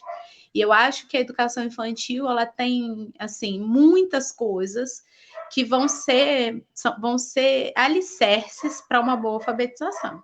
Então, assim, é claro que quando a gente pega crianças de educação infantil, a gente está preparando para esse momento. Então, assim, quando a gente trabalha consciência fonológica, grafomotricidade, quando a gente trabalha cor, forma, a gente está trabalhando habilidades que são pré-requisitos para a alfabetização, mas a gente não está alfabetizando. Não é idade, não é hora para isso. A gente tem que trabalhar coisas que vão ser precisas lá na frente, quando ela estiver nesse processo de alfabetização e quando ela concluir esse processo de alfabetização. Então, a gente tem que frisar muito isso, deixar isso muito claro para os pais, porque, assim, cada vez mais a gente sente essa cobrança do ler e escrever, do ler e escrever. Se a gente realmente pegar aí o pé da lei mesmo, a gente vê que lá, quando a gente sai da educação básica, é o que a lei nos cobra, né? Ler, escrever e calcular. Então, se a gente parar para pensar, não tem por que pressionar uma criança de 5 anos, porque ela vai ter até os 17, grossamente falando, para fazer isso. Então, assim, não tem essa necessidade. E a gente precisa entender que também não existe uma maturação neural e nem de estrutura esquelética para que ela possa fazer isso. Então, assim, para que ela possa pegar no lápis, deixa eu ver que não está aparecendo aqui no celular, peraí, possa pegar no lápis e fazer. Deixa eu ir de novo, gente, que eu não estou achando a câmera cheia. E fazer essa rotação, ela precisa ter todo o seu esqueleto próprio para isso. Essa mão tem que ter todos os ossos, nervos e músculos e tonicidade muscular. Então, até que tudo isso se forme, a gente vai desenvolver a tonicidade muscular. E aí, quando chegar lá no momento da alfabetização, ela vai ter essa pega desenvolvida e aí a professora vai poder fazer a cópia, vai poder passar a silabação, enfim, o método que ela escolher para alfabetizar essa criança. Agora, se a gente tenta, de certa forma, adiantar, né, isso, a gente tenta colocar de uma maneira precoce, talvez a pega dessa criança não vai ser tão boa lá na frente. Talvez ela tenha dificuldade de rotação de punho. E aí a gente começa a ver a criança que não consegue escrever por muito tempo, que reclama, que sente dor, que incomoda, né? E a gente pode trazer, assim, problemas realmente graves, motores, para essa criança, entendeu? Então, a gente tem que estar atento a isso enquanto profissionais da educação e tentar de uma maneira muito parceira e muito afetiva dizer isso para os pais. E eu acho que, mais uma vez, a parceria tem que entrar nisso, para que a gente possa ter essa via de mão dupla, onde o desejo e o conhecimento teórico, eles possam conversar realmente, que a gente possa ter essa família próxima à escola e que todo mundo possa entender, que a gente possa entender os anseios da família e a família esteja disposta a entender as propostas da escola, entendeu? Enquanto o bem-estar dessa criança. Hoje, e eu costumo dizer assim, vida a gente só vive uma vez.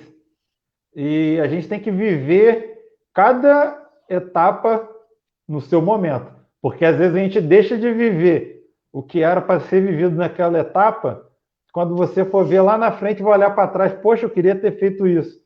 Mas no momento que era para ter vivido, tu quis pular a etapa. Aí já é tarde demais, porque a gente não volta a ter 1, 2, 3 anos de idade, assim como a gente não volta a ter 15 anos, não volta a ter 30. Eu acho que são as etapas da vida que a gente tem que viver, tudo no seu tempo, tudo no seu momento, e sem pressa para, vamos dizer assim, para ser feliz. Acho que tudo vai de acordo com a sua com a sua idade, com o seu tempo. Acho que a gente não precisa ter essa pressa toda de viver. Assim como também quando a gente chega na idade adulta, a gente fica com aquela pressa, com 22 anos eu tenho que estar formado na faculdade. A gente vê muitas pessoas que são levadas ao erro ou escolhem profissões que elas vão ser infelizes ou fazem algo que não gosta e chega na metade da faculdade e fala, pô, não vou fazer mais isso. Por quê? Porque teve pressa. Aquela pressa que às vezes a sociedade impõe, que com tantos anos você tem que ter um emprego tal, com tantos anos você tem que ter uma família estabelecida, com tantos anos você tem que ter tantos filhos, e a gente sabe que as coisas não são assim, que não é assim que funciona.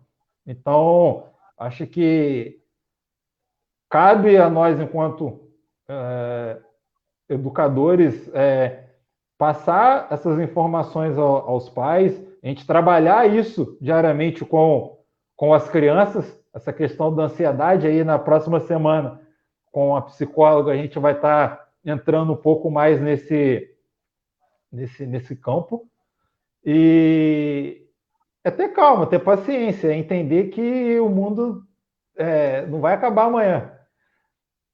E assim, falando em mundo acabar amanhã, eu não poderia deixar de entrar no assunto aí que talvez seja o assunto do momento, a polêmica do momento. Com certeza. A gente está vivendo um período muito complicado, muito complexo. Novidade para todo mundo, que a gente talvez não imaginasse. A gente talvez imaginasse que um dia pudesse vir a viver o que a gente está vivendo. De aulas remotas, de ensino à distância, mas a gente talvez não imaginasse que fosse ser feito assim de uma hora para outra, de supetão. E a gente foi pego desprevenido. Se minha avó tivesse viva, ela ia dizer que a gente foi pego com a calça na mão com essa pandemia. Então, qual a importância da educação infantil e da continuidade dela com o auxílio do ensino remoto nesses tempos de pandemia? Então, aí eu vou voltar um pouquinho e vou seguir. Você falou um pouquinho sobre ansiedade, eu acho que a gente precisa pensar bastante sobre isso também. As crianças precisam entender sobre processos. Eu acho que assim a gente coloca muito na escola essa coisa da consciência ambiental junto com plantar a plantinha e seguir para ver o processo dela, né? E tudo dela crescer. A gente faz também o projeto de experimentação de receita para entender tempo de preparo, ingrediente. Por quê? Porque a gente está automatizando as coisas, né? Então, assim, hoje você pede uma pizza antes da fome, para quando você tiver com fome, a pizza já está ali. Você chega num lugar, você quer tudo muito rápido, né? A gente realmente quer fazer coisas em 20 horas e dormir só 4, e a gente sabe que isso não é saudável. E a gente acaba transferindo essas cargas, que é do mundo de hoje, eu acho que não é culpa de fulano, não, é uma coisa que a gente abraçou enquanto sociedade capitalista. Então, assim, a gente acaba transferindo essas cargas para essas crianças que acabam desenvolvendo, sim, esse processo de ansiedade, né, e de tudo mais. Então, assim, a gente tem que ficar atento a isso. Acho que na próxima semana você vai trabalhar bastante sobre isso, falar um pouco sobre ansiedade também das crianças, que eu acho super importante. E aí a gente vai falar um pouco dessa pandemia, né, que realmente pegou todo mundo desprevenido. A gente não sabe como isso vai findar e quando isso vai findar. A gente tem uma preocupação muito grande com o bem-estar dessas crianças, tanto enquanto ao retorno das aulas, quanto no período em casa. E aí a gente teve um parecer, né, um CNE que saiu, que ele deu algumas orientações de como isso poderia acontecer. E assim, estava sendo muito aclamado como a educação infantil faria com esse processo.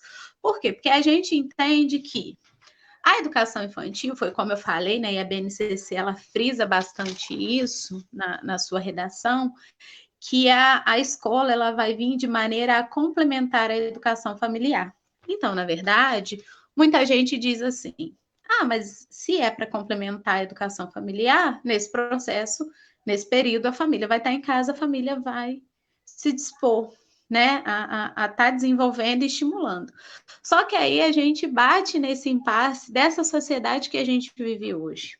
Então, por muitas vezes a gente teve pais em casa que não estavam em casa porque estavam trabalhando home office, que é uma coisa nova também para gente, que sabe mexer no computador, na internet, enfim, mas a gente, o que é trabalhar home office, assim, é trabalhar muito mais do que você trabalha normalmente. Acho que quem está trabalhando home office está vendo o quanto é complexo tudo isso e qual a importância da educação nisso. A gente sabe que as habilidades, as competências, os estímulos e os conteúdos, eles precisam ser contínuos para que não haja esse retrocesso. E como esse período de pandemia é um período que se estendeu e a gente não sabe por quanto tempo ele vai se, né, ele vai acontecer, até quando isso vai durar, a gente não poderia simplesmente abandonar os estímulos que essas crianças deveriam ter. E ao mesmo tempo, a gente se depara com essa família, que é essa família pluri, que trabalha, que às vezes tem 2 empregos, que está home office, que não parou de trabalhar, que está com medo do vírus, estresse, ansiedade, nervos à flor da pele, e as nossas crianças no meio a tudo isso. Então, eu enquanto, né, conhecedor um pouco, muito pouco dessa área, eu acredito nos estímulos contínuos. Então, eu acho que a gente, enquanto escola, precisava sim continuar a perpetuar esses estímulos, trazer a ludicidade, a brincadeira para essas crianças, assim como o contato. Eu vou usar por mim mesma, a gente teve na semana passada, se eu não me engano, algumas reuniões de turma, né, online, e aí, numa dessas reuniões, os alunos estavam presentes, eu tive que desligar a minha câmera para eles não me verem chorando, porque assim, eu estava com muita saudade. Então, assim, é saudade mesmo, a gente vê eles todos os dias, a gente passa, às vezes, 6 horas do dia com eles. A gente tem muito mais do que realmente uma relação de escola, a gente tem uma relação afetiva.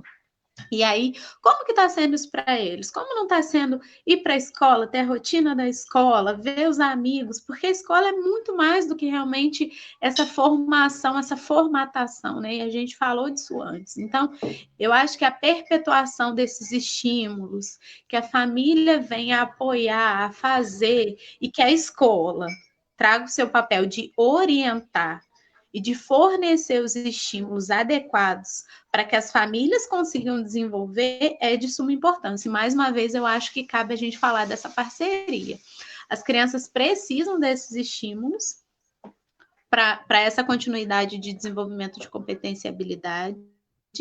Eu vejo que a gente precisa ter um afetivo, de referência positiva, acho que de introdução de rotina, tudo isso que a escola já traz, ela precisa continuar fazendo o seu papel. E aí, entendendo essas famílias e fazendo essa parceria. Eu acho que essa parceria é uma parceria muito válida e que deve sim acontecer. Tanto que aí eu vejo, porque assim, mais uma vez eu falo, né? Eu estava na rede privada e pública, então eu tenho essas duas visões. A preocupação das escolas em adaptar os conteúdos para coisas que os pais tenham em casa, que eles possam desenvolver. Então, assim, numa época em que papelaria não estava funcionando e que talvez o pai não tivesse tinta guache em casa, como é que a gente vai fazer para trabalhar a cor? Como é que a gente vai fazer para desenvolver a motricidade ampla? Tem muitas crianças que moram em apartamento.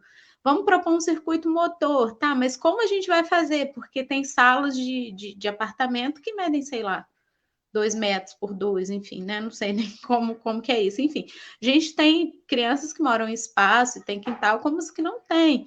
E como é que a gente vai fazer isso? Então, assim, a gente trabalha continuamente para buscar estímulos e brincadeiras e atividades que os pais consigam desenvolver com essas crianças em casa, para que eles consigam receber esses estímulos contínuos, diários, e ao mesmo tempo que eles não percam esse contato enquanto escola, com os professores, que a gente também possa promover essa interação online com os amiguinhos. Eu acho que isso é novo para a gente, é novo para eles, mas a gente precisa se adaptar. É um novo momento, veio para dar um susto.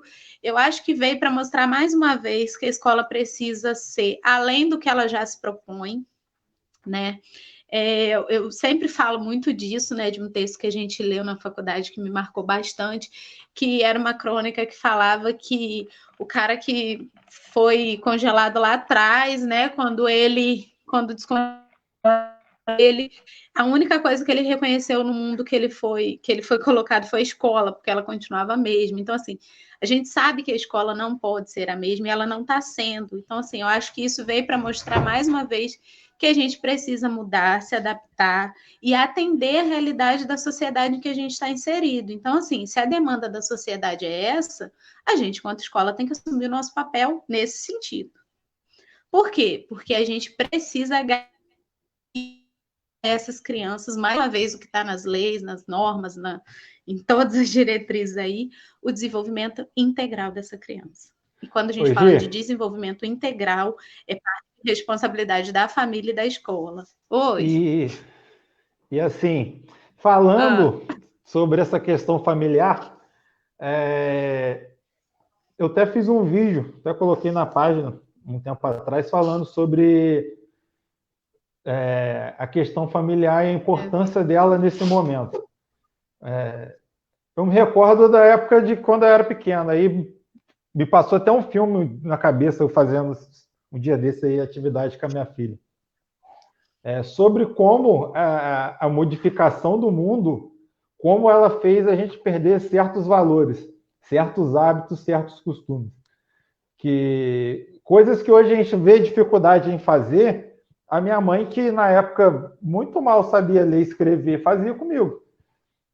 Essa questão dessa interação nos afazeres escolares em casa. Então, eu chegava, a minha rotina era assim, eu chegava em casa, minha mãe perguntava como é que tinha sido o dia na escola, perguntava o que eu tinha feito de dever, então eu passava para ela, então aquelas experiências todas ali que a gente tem na educação infantil, coisas interessantes. Na época, o que eu mais gostava era o dia que tinha que pegar e derreter o giz de cera para poder fazer o desenho. Então tinha um monte de vela na sala, a gente derretia e fazia.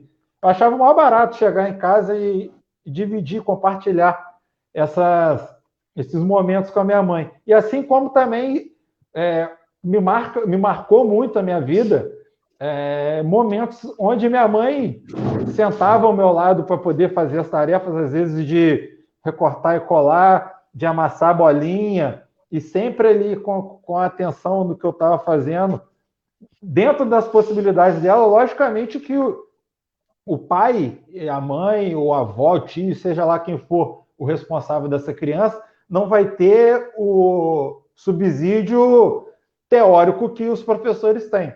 Eles não vão ter a didática, a pedagogia que a gente tem, mas essa questão de vivenciar junto com a criança é muito importante.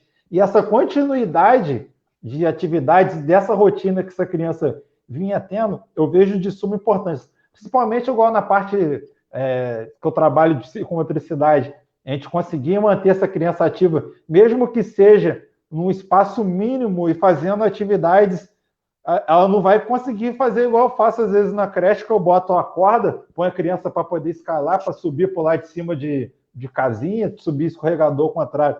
Mas estímulos que vão fazer com que ela tenha uma evolução em algum campo de aprendizagem.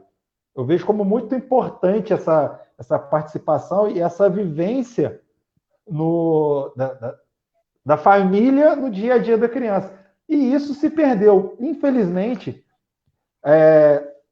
da mesma forma que a educação evoluiu, abrindo esse campo multidisciplinar, principalmente na educação infantil, a educação infantil ela perdeu muito nessa questão de relação família e escola. Seja lá por conta da correria do dia a dia, seja por conta da formatação da família, que hoje a gente sabe que hoje são muitas famílias onde os pais são separados, isso daí cria uma dificuldade em questão de rotina da criança, de vivência. Às vezes, quando está com o pai, faz o dever, às vezes, quando está com a mãe, faz o dever, às vezes, quando o pai acompanha, às vezes, a mãe acompanha. Isso daí eram coisas que lá atrás se tinha e hoje deixou de ter. E eu estou vendo muitas pessoas que têm passado por esse processo, relembrando realmente como era na infância. E no começo eu estava muito reticente, eu falo, eu estava muito reticente em relação a essa questão do ensino remoto para a educação infantil. Até porque, como foi algo muito novo, a gente se pega assim, pô, como é que a gente vai fazer? Aquelas vivências, porque a gente sabe que um dos pontos principais e que mais proporciona o desenvolvimento das crianças na educação infantil são as trocas entre as próprias crianças dentro de sala, essa interação, essa socialização, é onde eles mais aprendem, e essas experimentações que elas têm no ambiente escolar. E eu fiquei pensando, como que a gente vai fazer isso de forma remota, até mesmo em relação às minhas aulas. E quando graças a Deus, assim, eu tive essa oportunidade de vivenciar os dois lados, eu tenho vivenciado os dois lados da moeda, tanto quanto profissional da educação infantil e quanto pai, e ver quanto que essa participação minha, que hoje é muito mais efetiva do que era antes, até por conta de tempo, hoje eu tenho muito mais tempo de estar com a minha filha do que eu tenho normalmente quando as coisas estão normais, mas essa participação de vivenciar o dia a dia dela escolar e participar dessas atividades, o quanto isso tem contribuído para o crescimento dela. E quanto isso, principalmente, não que tenha contribuído mais do que a escola contribuiria, não, mas contribuindo para que ela não tenha um retardo de tudo aquilo que ela adquiriu ao longo da vida dela, desde que entrou na creche até agora. Então, eu vejo isso como muito importante, que a gente não deixe que esse fio seja rompido. Porque depois que se perde essa rotina, esse gosto pelo estudo, gosto por estar no ambiente escolar, mesmo que esse ambiente escolar seja na mesa da sua casa, acho que é importantíssimo aí, até porque a gente sabe que não tem tempestade que dure para sempre. A gente sabe que vai ter um momento que isso vai acabar e que essa criança vai retornar para a escola. Então, acho que o quanto a gente puder fazer para evitar que essa criança tenha uma dificuldade enorme nesse retorno, acho importante.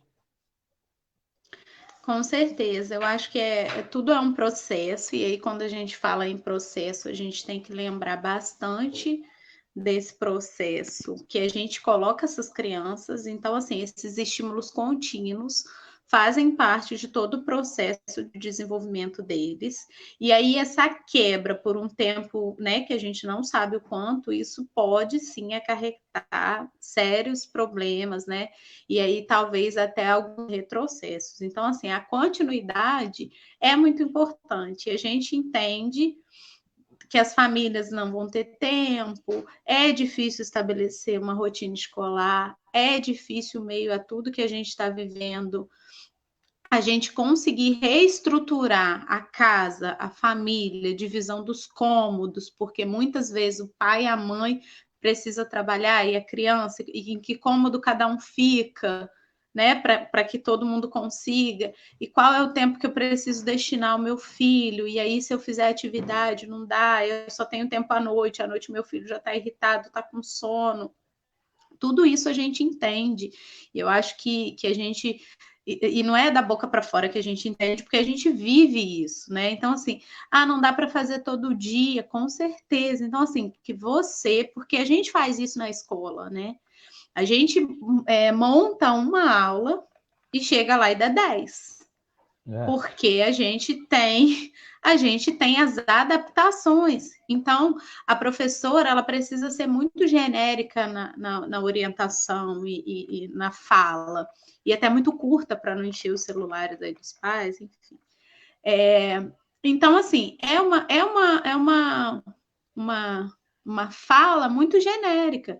Então, se você tentar fazer com seu filho hoje, não deu, olha, ele não conseguiu fazer o que você falou. Então, assim, que isso possa ser sinalizado, porque eu falo isso, é uma moeda de troca. A professora está ali e nada é dito a ela, então continua assim. Então, se alguém diz, todo dia não dá, vamos reduzir, então a gente se adapta. O que você está dizendo, ele ainda não consegue fazer. Epa, então alguma coisa aconteceu com essa criança e ela vai ir no ritmo. Não existe aluno que acompanha a turma. A professora acompanha os alunos. E cada aluno vai ter o seu ritmo. Então, assim, a gente está aqui enquanto escola, enquanto profissionais da educação, que entende isso e que não julga simplesmente qualquer coisa que é dito a nós. Então, assim, a gente está de ouvidos abertos, tentando fazer o melhor para essas crianças, para esses estímulos contínuos, porque a gente precisa estar trabalhando diariamente, e aí, não deu para fazer esse estímulo hoje, não senta no sábado e faz 5 de uma vez da semana toda, não, porque uma coisa que eu também falo é que aprendizagem é encantamento. Então, se o aluno não se encanta por aquilo que ele está fazendo, se aquilo se torna tedioso, chato, ele não vai fazer mais. Então, assim, não senta no final de semana e faz 10 atividades, porque talvez isso não seja prazeroso para ele. Vai fazendo no tempo dele, no seu tempo, mas tenta estabelecer uma rotina, um horário, e tenta ir administrando isso, porque, assim, é importante para ele que ele tem esses estímulos, principalmente como a gente, e aí a gente bate nessa tecla de novo, como a gente foi pego de surpresa, né, todo mundo sem saber muito o que fazer, a gente acaba não se atentando ao tempo de tela em que a gente deixa essas crianças muito receptiva, recebendo muita informação que talvez a gente não selecionou para passar antes para eles, a gente enquanto família, enquanto pais. Então, assim, tudo isso, eu sei que está tudo muito surreal, mas que a gente não perca essa preocupação do que o meu filho está assistindo, quanto tempo o meu filho está assistindo. Eu moro em apartamento, mas ele precisa se exercitar. Quantas vezes ele já foi se olhar no espelho hoje? Quantas, né? Vamos fazer uma careta no espelho na hora do banho. Vamos brincar de colocar a mão na parte do corpo e no objeto, né? Assim, tal, vai nomeando. E hoje eu tô triste, hoje eu tô alegre, hoje eu tô. Vai conversando, vai trazendo esses momentos de pequenos estímulos para que ele não perca tudo que ele já conquistou. Então, assim, o que a gente sugere muito é a introdução de rotinas escolares. E aí não precisa ter 4 horas por dia, não precisa ser todo dia. É isso que eu falei, cada família e cada aluno vai ter a sua rotina dentro do seu tempo. Mas é importante que os processos contínuos aconteçam. E isso desde 0 até E aí a gente passa para além da educação infantil, né? A gente precisa ter rotina de estudo. E se para isso for preciso que o seu filho vista a roupa da escola, vista o uniforme para sentir que é o momento, veste. Ah, mas meu filho precisa da mesa. Põe a mesa. Meu filho só, sabe, faz o que for preciso para essa criança entender esse momento. Que está sendo difícil para a gente, imagina para eles. Então, assim, é mais uma vez entender que eles são seres humanos de direito, de espaço de fala, que eles precisam se colocar, que eles precisam também entender esse momento, conversar, perguntar, questionar, que eles vão precisar chorar sim, que eles vão ficar irritados, estressados, que eles não vão querer fazer, que eles vão estar com raiva da escola. Por quê? Porque o que foi que aconteceu? Por que sumiu? Por que não tem mais? Então, assim, essa frustração vai gerar uma irritabilidade, sim, entendeu? E quando olhar para a cara da tia e sentir saudade, pode ter um misto de raiva, porque ainda não entendeu que não é a professora que quer ficar distante, mas o momento em que fez isso. Então, assim, que a gente entenda que tudo que a gente passa e a gente finge que não passa, porque a gente só aprendeu aí a fingir, eles também passam. Então, que isso seja possível, que essas emoções sejam faladas, conversadas, dialogadas, que elas sejam trabalhadas e que esses estímulos continuem acontecendo. Eu acho que é muito importante, principalmente para essas crianças, essas duas vertentes, escola e família juntas, porque a gente precisa ter essa parceria para o sucesso desse ser humano, né? E que a gente consiga entender esse ser humano como ser humano de direitos, de espaço de fala, e que a gente possa dialogar. Ensino e aprendizagem é uma via de mão dupla.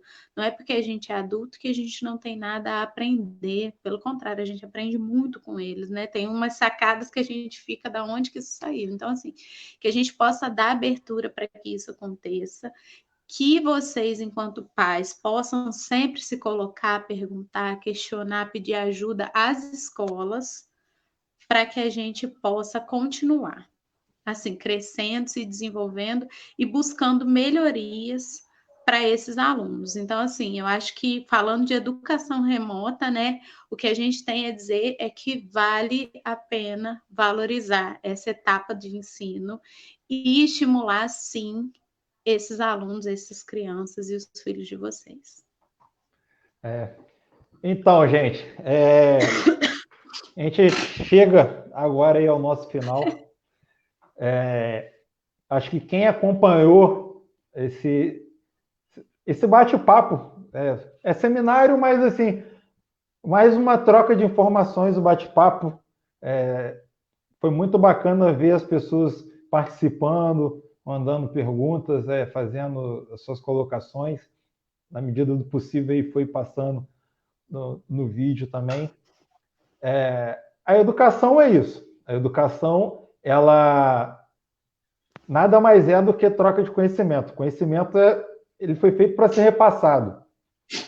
Quanto mais a gente debate, quanto mais a gente troca ideias, quanto mais a gente coloca a nossa argumentação à prova, acho que mais a gente tem a crescer e evoluir. Então, eu tenho certeza aí que quem acompanhou essas 2 horas de bate-papo conseguiu aprender bastante sobre educação infantil. Educação infantil é muito mais do que isso. Isso daí é só uma pontinha do iceberg. Do iceberg. Então, aí, foi só a primeira semana do seminário. A gente vai estar trazendo aí ainda outros temas. A gente vai estar trabalhando na próxima semana. Já fica aí o convite. Na próxima quinta-feira, dia 18. A gente vai estar com a psicóloga Claudilene Pereira falando sobre a psicologia escolar e o papel do psicólogo no processo de desenvolvimento da criança. Então, vai ser um assunto muito interessante, algo que para muitos é desconhecido, mas para quem já tem trabalhado aí com educação infantil sabe que tem feito uma diferença muito grande no desenvolvimento das crianças. E a gente vai estar trazendo aí profissionais falando sobre a importância da brincadeira, a importância da musicalização, algo que é novo hoje nas escolas, a inserção do ensino bilíngue. que muitas escolas, e principalmente particulares, têm feito da inserção da segunda língua e que tem feito toda a diferença, uma vez que a gente vive em um mundo onde a gente utiliza muitos termos em inglês. Por exemplo, você vai comer um hot dog, ninguém fala cachorro-quente, é hot dog. Então, as crianças, cada vez mais cedo, estão tendo aí contato com essa segunda língua. E, assim, só tenho a agradecer aí a tia Gi por essa aula que ela deu de educação infantil. Ela acho que conseguiu colocar e sintetizar muito bem o que é educação infantil, o que a BNCC coloca para a gente enquanto profissionais. E assim, aí deixa aí para as considerações finais. O espaço está aberto e o que quiser falar, mandar beijo, abraço, está contigo, tia Gi. Gente, eu quero agradecer o espaço, quero agradecer aí o ouvido de todo mundo que ficou aqui com a gente, as mensagens que eu estou vendo aqui, estou olhando, eu gostei demais, vi todas, muito obrigada. Quero agradecer aqui a todo mundo que ouviu, que participou, que interagiu, que perguntou. Eu acho que isso faz com que a gente seja um pouco mais dinâmico e ver se tudo que a gente anotou aqui foi certo.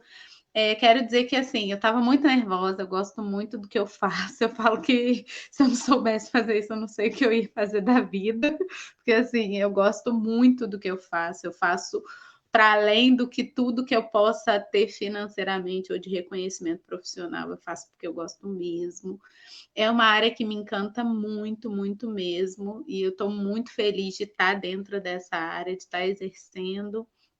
Quero agradecer a oportunidade e dizer que foi muito, muito bacana a gente poder conversar, expor, que a gente possa realmente ter trocado, que a gente possa realmente ter esclarecido alguns pontos, que a gente possa realmente ter colocado a importância que é essa etapa da educação básica e a importância dela, né, dentro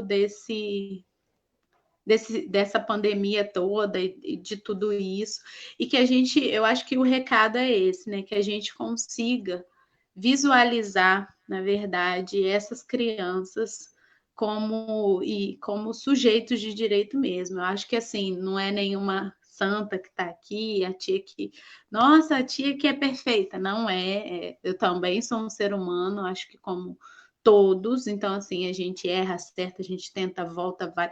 É como pai e mãe, sim.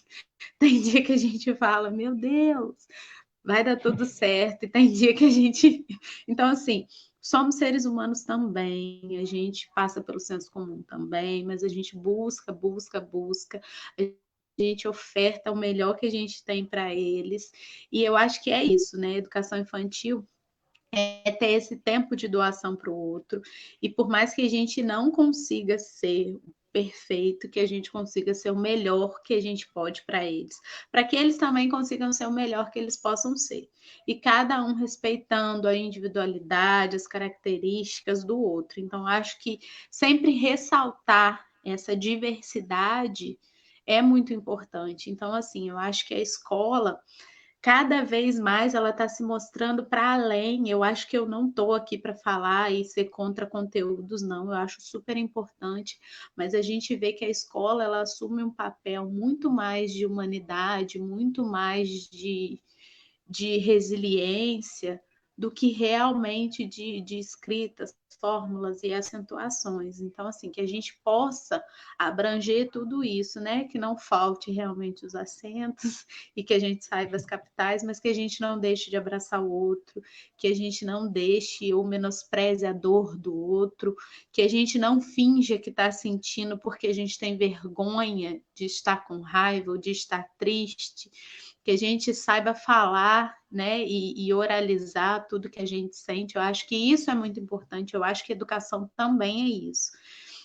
Então, eu venho fechar agradecendo muito a todo mundo e dizendo que a gente precisa cada vez mais abrir o nosso olhar para o outro e principalmente para as nossas crianças, né? Que são tudo que a gente pode, a gente investe neles. Então, assim, que seja tudo muito, muito, muito certo para eles e para nós também, enquanto profissionais, que a gente nunca pare de buscar e que a gente consiga realmente estabelecer essa parceria família-escola, que é muito importante. Gente, então é isso. Por hoje, a gente fica por aqui, mas na semana que vem, na próxima quinta-feira, vamos dar continuidade ao nosso seminário online de educação infantil e vocês podem ter certeza que vai vir muito mais conteúdo aí de qualidade e muita troca de informação. Um abraço a todos. Mais Beijo, uma vez, gente. obrigado, Tia Gi, e até a próxima, Obrigada a hein? você. Até. Tchau.